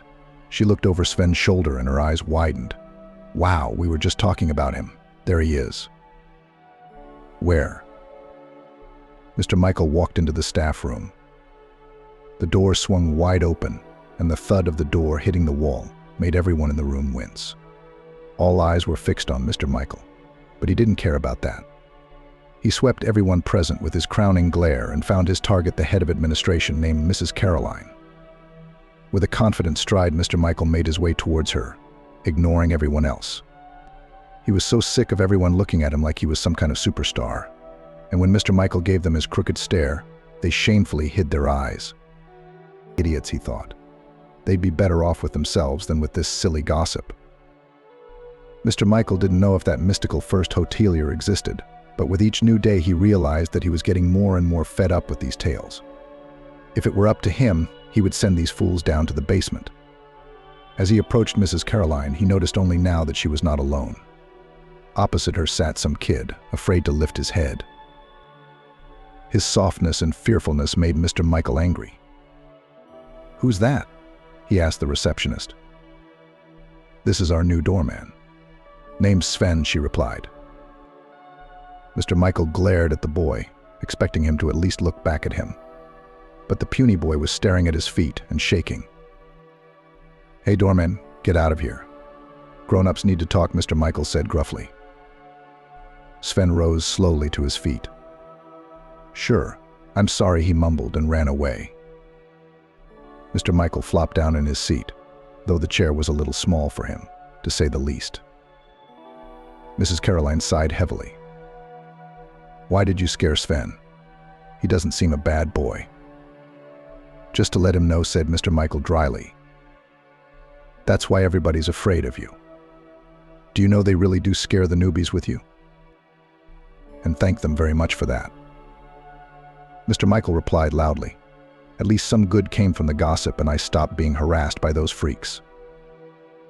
"Were you looking for me?" Mrs. Caroline asked, shaking her head. "Yes," replied Mr. Michael. "Is something wrong?" "Yes, something important is going to happen at our hotel very soon."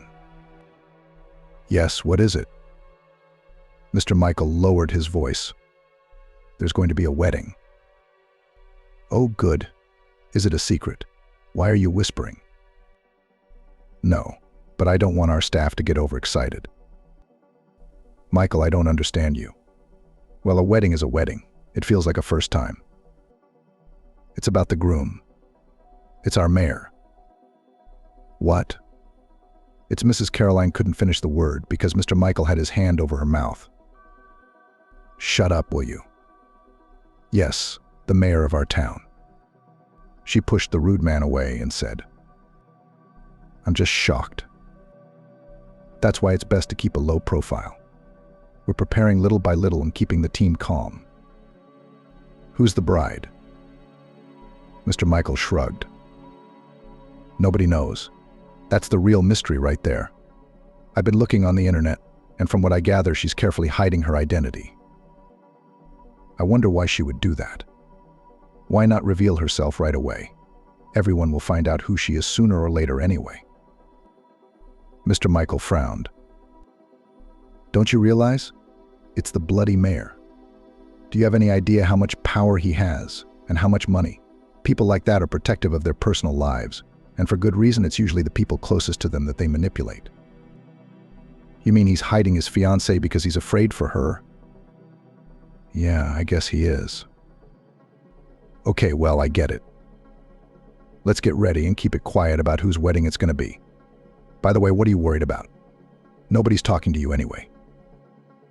"That's not what I'm worried about.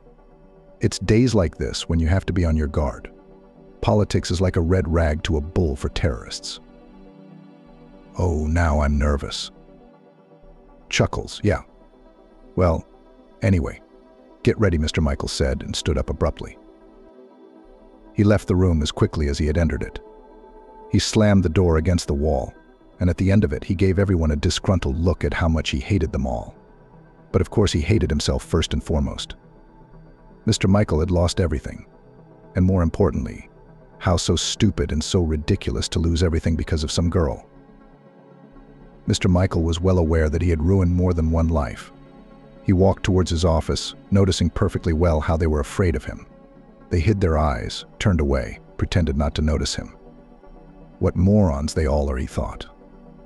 Mr. Michael had always dreamed of going somewhere in the middle of nowhere. Already on his way to his workplace, a beautiful long-haired girl, so familiar, swept past him. His heart raced and he called out to her. "Jane, Jane, stop." But the girl went on ahead. Mr. Michael flushed with emotion and followed her with a firm step. He grabbed her roughly by the shoulder, forcing her to turn round. "Jane, you've got me confused with someone else. Keep your hands to yourself," she said. Mr. Michael jerked as if slapped and took a step back. It wasn't Jane. It was the one that had crossed his mind most often in recent years. Jane was the name of his first wife, sweet and gentle and so kind. It was only after losing everything that Mr. Michael realized how wrong he'd been. But nothing could be changed. He remembered her only after he was left with nothing, dreaming of her beauty, kindness, and obedience. He remembered what a wonderful cook she was, what a marvelous hostess she was, and no matter how hard Mr. Michael tried, he could never find her. He thought of Jane every day, went to sleep, and woke up thinking of her. He could always see her in the crowd, dream about her. And though Mr. Michael knew that she would never forgive him, he longed to look at her once more. He had his own son, his only son, and Mr. Michael had traded him in for some cheap girl. Looking at the girl who looked so much like Jane, he felt his heart constrict. This isn't her, Mr. Michael thought. He walked into the office, sat down and thought, why did I ever think I could recognize her? After all these years, she must have changed a lot. Maybe her hair wasn't as long. Maybe she'd changed the way she dressed, learned to wear heels. Mr. Michael grimaced. How many times can I bring her up?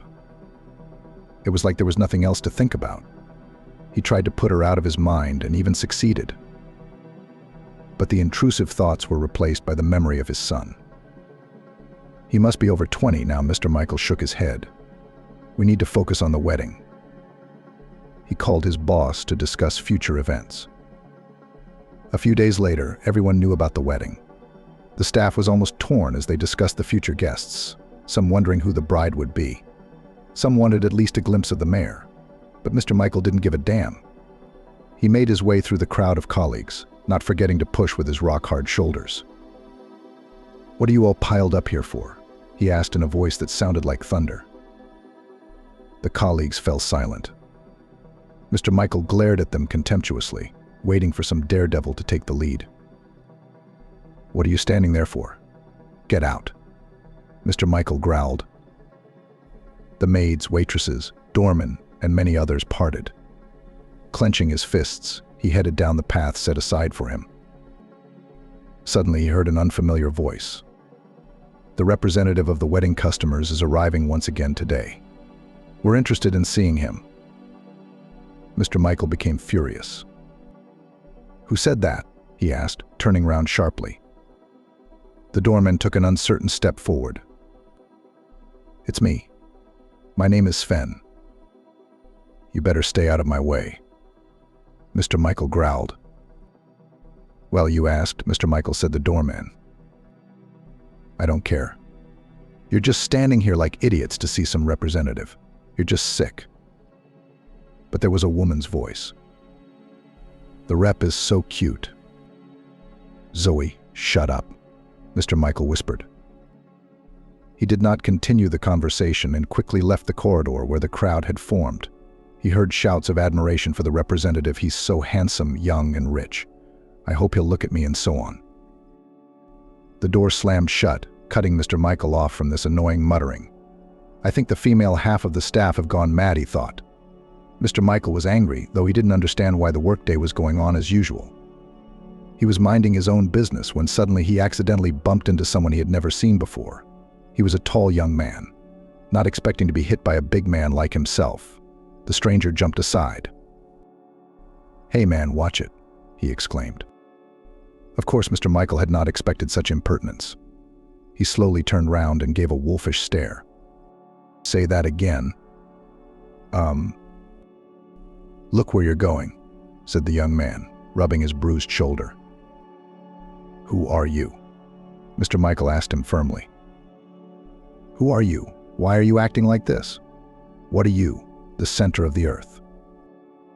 Mr. Michael closed his eyes, counting to 5, 1, 2, 3.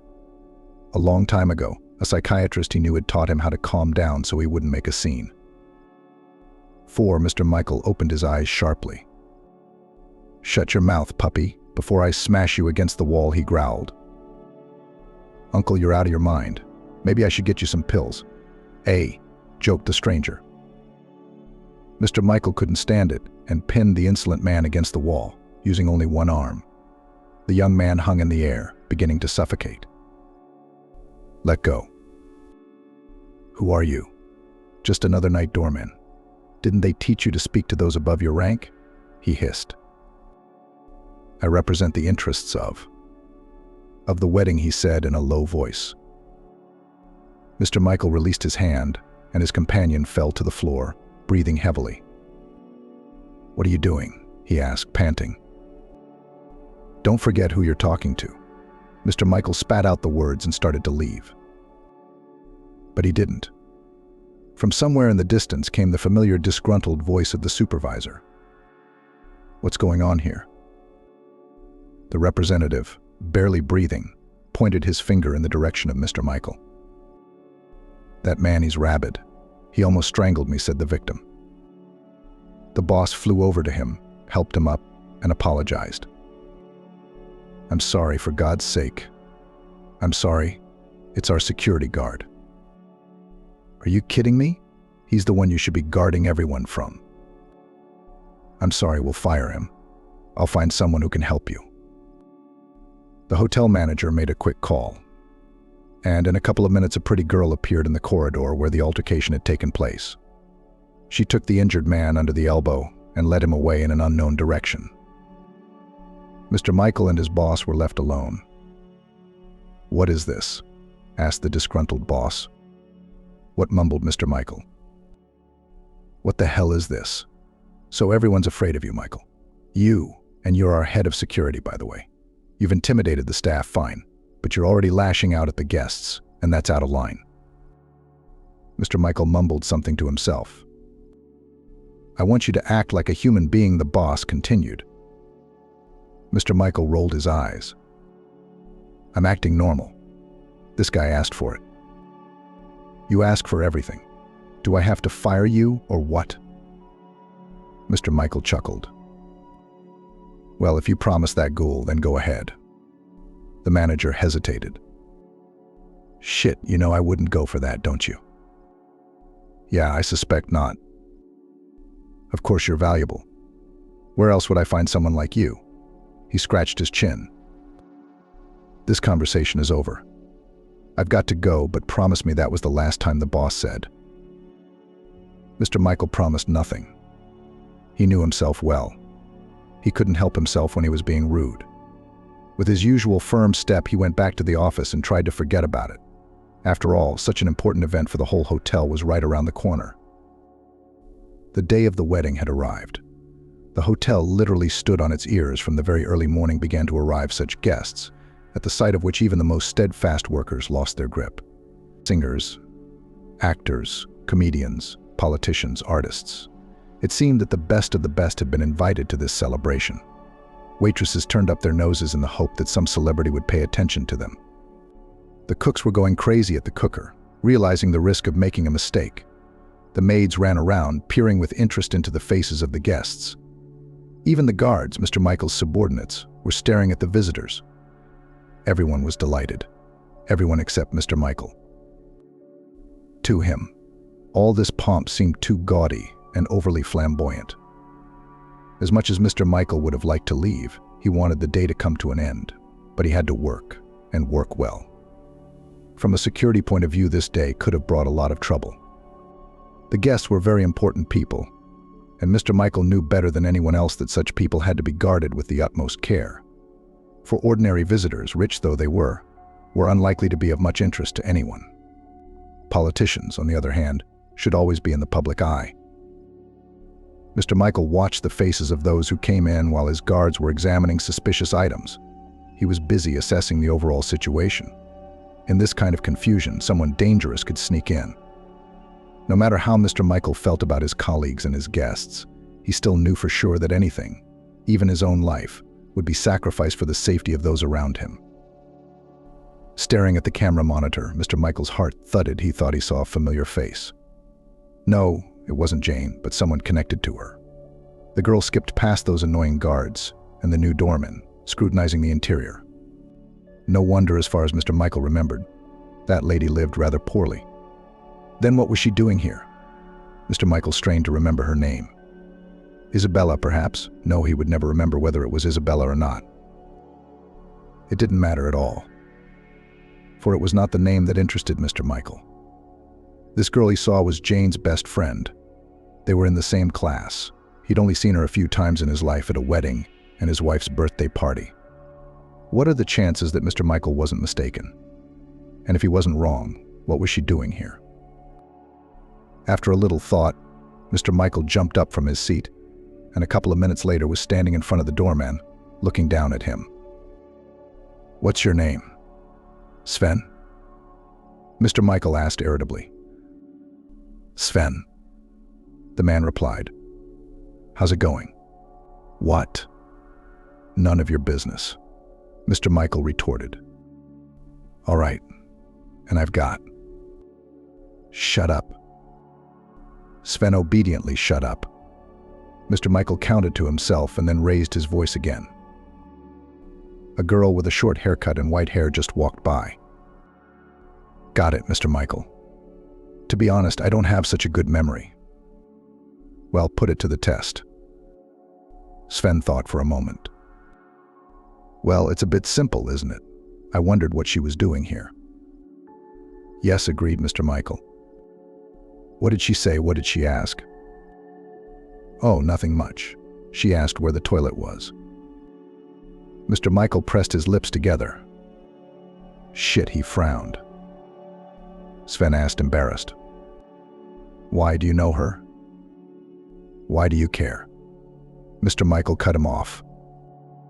He was silent for a moment, and then he said, "You know, I think you should let it go." "What? What are you talking about?" Mr. Michael didn't understand. Mr. Michael was ready to explode. Did this guy really know something? He was already clenching his fists before he could count to 3. But the work radio made such a sound that Mr. Michael knew it was no good. He rushed towards the guard post, knocking down everyone in his way. This sound is used only in extreme cases. He arrived on the scene and immediately asked, "What's wrong?" "Mr. Michael, there's trouble. Unknown persons called with the message that there is a bomb in the restaurant hall." "Oh shit," he cursed. "Did you get the number?" "Begin evacuation," a voice said. "Calm down," Mr. Michael interrupted. "First, we have to make sure that the information is not false. That is, while we're sitting tight, you be vigilant. This message could be a distraction." "They gave the coordinates of the bomb, where it is," someone said. "Yes, but they could have lied," Mr. Michael replied. "Good. Wait for instructions. I'll check it carefully. I don't want to cause a panic. Call the bomb squad." Mr. Michael rolled his eyes as he put on his pre-prepared waistcoat. "Stay in touch. I'm on my way." He tried his best to keep a straight face as he stepped inside the banquet hall. The wedding was in full swing. The music, the noise. All the politicians and celebrities were dancing, singing, shouting toasts. Mr. Michael grimaced. They're rich, but they're acting like savages, trying not to arouse suspicion or cause unnecessary panic. He went to the coordinates he had sent to check for a bomb. In general, Mr. Michael was calm. Having vast experience in law enforcement agencies, he knew very well as a rule, information about a bomb is false. With a keen eye on all the places where it could theoretically be, Mr. Michael breathed a sigh of relief. They lied, as always, he said into the radio. Mr. Michael checked everything thoroughly several times and said there was no bomb. He was about to leave when he noticed a familiar face. The same friend of Jane's he had seen on the cameras was standing next to the bride, gesticulating vigorously and obviously telling her something. He frowned, heading in her direction. Why? He hadn't decided yet. He walked towards her with a firm step, when suddenly that lady flew off in an unknown direction, leaving his fiancée alone. Mr. Michael paused, wondering if he should approach the bride. Probably some pompous girl, and she wouldn't want to talk to him. He stared at the bride's back, then looked closer at the groom. The mayor was sitting at the table, talking to someone. Mr. Michael stood back, watching them, while the bride danced alone. For some unknown reason, but he looked her over with an appraising eye. There was something vaguely familiar in her movements.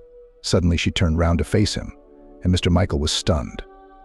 It was Jane himself. Mr. Michael had imagined this moment so often that he had forgotten how to breathe, and earlier he'd thought he couldn't recognize her. No, he would recognize her out of 1,000. His heart was pounding, and Mr. Michael, on the other hand, froze, not knowing what to do. Was his ex-wife the same one he had left with nothing alone marrying the mayor? How could that be possible? Jane danced until she was tired. She stepped aside, and Mr. Michael knew it was time to act. It seems that the bomb information was nothing more than a joke by some idiots. So he could afford to relax, even just a little. On woozy legs, he walked over to her, not knowing what to say. She had changed so much. Her hair was shorter, her lips chubbier than before. And apparently she'd learned to walk in heels after all. "Jane," he whispered in a shaky voice. If anyone saw him now, they certainly wouldn't recognize Mr. Michael. Jane frowned and gave him a brief glance. "Do we know each other? Who are you?" He took a step forward. "Yes." She looked him over from head to toe. "Are you the security guard? Is something wrong?" "No, it's me, Michael." "Michael who?" Jane asked, perplexed. Mr. Michael's face changed. "Oh, it's you?" she exclaimed. "I am," he replied, averting his gaze. His conscience had been awake for some time, but now it came to him once more. The shame consumed Mr. Michael, and he said, faintly but still quietly, "I'm sorry." She snorted. "I don't want to." Tears glistened in the eyes of the huge, bald, scarred Mr. Michael. "I understand, but at least you'll think about it sometime," she replied dryly. Maybe she replied dryly. "What are you doing here?" "Working." "And I take it you're getting married?" "I already am," Jane smirked. "Where's your sweetheart?" "I have no idea." "You don't?" I could hear the sarcasm in her words. "Where's our son?" "Our son? You mean my son? He won't even remember you, and you're nothing to him." Mr. Michael was prepared to take any insult from her just to be near her. He decided to change the subject. "Jane, how did you do it?" "What? Get married?" She laughed. "Did you think you were going to make me cry for the rest of my life?" "No, I was just wondering how you managed it all." "I worked." Steadfast, she replied. "Long and hard.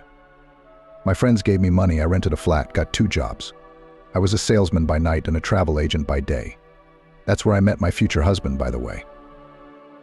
"The mayor came to you to pick out a tour?" "Yes, that's right. Is there anything else you wanted?" "I have to get back to my guests."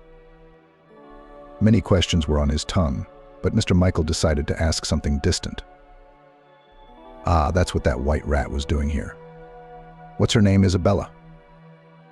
"Emma is my best friend, and don't you dare call her that." Jane flared up. "I'm sorry, I saw her on the cameras and I was surprised. I wondered what she was doing here. I thought she couldn't afford a place like this." "And she's a bridesmaid." "Interesting?" "That's right. Emma flew in from our hometown for my wedding, and I'll be grateful to her for the rest of my life, because she was the one who saved me, gave me money, supported me, worried. That's how some women turn out to be much more courageous than men." "That's right," Mr. Michael said. "I hope she's doing well. And you, too." "Yeah, I'll go," Jane said. "I don't even know why I'm talking to you after everything you've done. I just wanted to apologize for everything." Jane put her head down, but suddenly a rather rough voice made her turn round. "Mum, get away from him," shouted a young man familiar to Mr. Michael. "He's a psychopath, and he nearly strangled me." Mr. Michael realized, in the one who had called Jane Mum, he recognized the representative of the wedding planner he had clashed with recently in the corridor. He folded his arms across his chest and looked defiant. At the same time, Jane asked in surprise, "John, what are you doing?" Mr. Michael's jaw almost dropped. After Jane had called him by his first name, the simple truth came to him. He'd almost strangled his own son in the corridor. He wanted to fall to the ground in shame. At the same time, John approached Mr. Michael and looked him contemptuously in the eye. "What the hell are you doing here? You should have been sacked." Mr. Michael didn't break eye contact, but he wasn't in the mood for an argument. He put his hand on John's shoulder under the surprised looks and squeezed it. "Son." John laughed, brushing his hand off. "Man, what are you?" He looked at Jane. Mum John sighed heavily. Is it true? Look at it. There he is, your father, she said mockingly. The same one who left us, who threw his pregnant wife and baby out on the street. Is that how you imagined him? There he is. John wrinkled his nose. Yes, I'd be glad not to know him. Mr. Michael blushed, turned pale. Even he had literally no words to try to defend his honor in just a few minutes. His conscience, however, would not even allow him to open his mouth in their direction. He lowered his head, deciding that he was worthy of any insults. But there were none, for at the same second there was a loud, chilling clap. Mr. Michael knew that sound well. While the artists and politicians, who knew only the good life, turned their heads, he got down to business. The minutes counted. Grabbing his ex-wife and son under his arms, he began to lead them, covering them, towards an emergency secret exit. Jane stopped understanding anything and blindly followed her ex-husband, and John tried to break free. What's going on? But his mother quickly made him realize that this was no time for jokes. Follow your father now. All this lasted only a couple of seconds, but Mr. Michael quickly realized what was going on. Long before the main villains appeared, armed terrorists burst into the banquet hall. The guests screamed in terror. Someone fainted. Most of them rushed to the exit, but the way was blocked. A terrorist, probably the ringleader, fired a machine gun into the ceiling. It down on the ground. But they didn't yet know who they were messing with. There was someone in the banquet hall who was out of their league. Mr. Michael knew at once what had happened.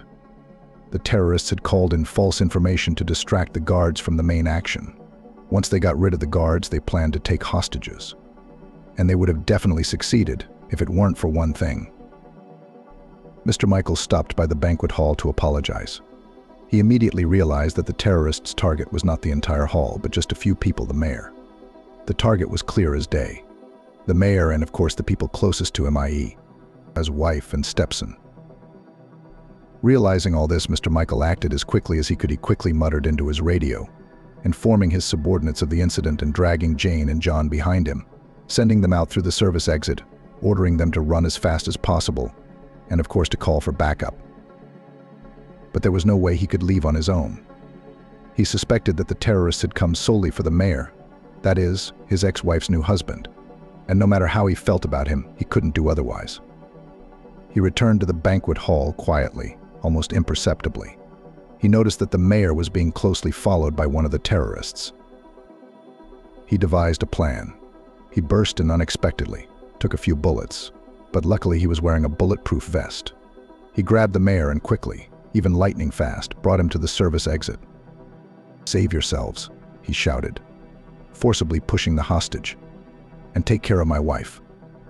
Scared half to death, the mayor obeyed and ran down the back stairs to call for help, and Mr. Michael was obliged to return to help the other hostages. But before he could even turn around, he was shot in the neck, falling backwards. Mr. Michael lost track of time. He had basically lost time, place, and the essence of life, and he seemed to be submerged in a deep vat of water. He'd come out of it, and then he'd sink deeper. The first time he opened his eyes, he saw the panic of the medics. Then he saw an illuminated tunnel, and then he saw them. Mr. Michael opened his eyes, barely breathing. Jane and John were leaning over him. The son held his crying mother close to him and was the first to notice that Mr. Michael was awake. "Daddy," he shouted like a boy. "Son." Mr. Michael called out to him with great difficulty. "You forgive me, Dad, live. Dad, I forgive you. Just live." Jane turned to Mr. Michael and gently, so as not to hurt him, pressed him against her. "We forgive you. You saved us. You saved my husband. I'm having trouble breathing. Am I in the hospital?" "Yes, you've lost a lot of blood, but there's a chance," John answered. "There isn't," Mr. Michael said, losing his strength. "Promise me that ... that. We'll do anything." Jane shouted. "Take care of my dog. She's at home, a Labrador, my golden." Of course, Father John couldn't hold back his tears. "I'm proud of you." "Goodbye," Mr. Michael said quietly, and after these words his life was cut short. He died a true hero. Thanks to him, it was possible not only to save many lives, but also to neutralize the terrorists. All those who knew him spoke of him with respect, and although he had once done bad things, he managed to redeem himself. A plaque with his name and surname was hung right in the hotel, dubbing Mr. Michael a hero posthumously. The entire hotel staff attended the funeral, unable to hold back tears. Though most had not got to know him properly during his lifetime, he was missed. Once again, rumors spread around the hotel. This time, however, they were true. No one brought up vampires, maniacs, or even fictional blood rituals. Everyone was discussing the hero. Maybe the stories about him would be told very differently in the distant future. But for now, everyone knew that Mr. Michael was a hero. Mr. Michael's own son had taken custody of the loyal dog. Luckily, John loved dogs. For years, he dreamed of having one of his own, but had been hesitant to buy one. Heaven probably heard him, albeit in such a subtle way. John took the dog for himself and now remembered his father every day. Many people were surprised to learn that in the evenings, frowning Mr. Michael walked a good-natured golden Labrador. The dog was very kind. You could tell he'd been raised by a good man. Jane lived happily as the mayor's wife. Like Mr. Michael's eldest son, she remembered him, but not often, but now only with a kind word. After a year of married life, Jane became pregnant and gave birth to a second son. Her husband had suggested naming him after the man who had saved their lives. Heavy rain pounded on the umbrellas. Despite the mud underfoot, Sven stood still. No one traveled to the cemetery at this hour, but Sven didn't care. He was looking at the grave of Mr. Michael, a man he had never really known. Yet he felt such pride simply for the fact that they had been fortunate enough to know each other. He stared at the gravestone, pondering. He loved coming here to think. It seemed Mr. Michael could hear him, could talk to him. And though Sven realized it was strange, he didn't care. He looked round and said faintly, "Mr. Michael, I should propose to Zoe." "I'm afraid she'll say no," he said. A bright bolt of lightning struck somewhere in the distance, illuminating the dark graveyard for a split second, and Sven smiled broadly, taking it as a sign from Mr. Mike. "Thank you, Mr. Michael," he said. "I'm on my way to buy the ring now."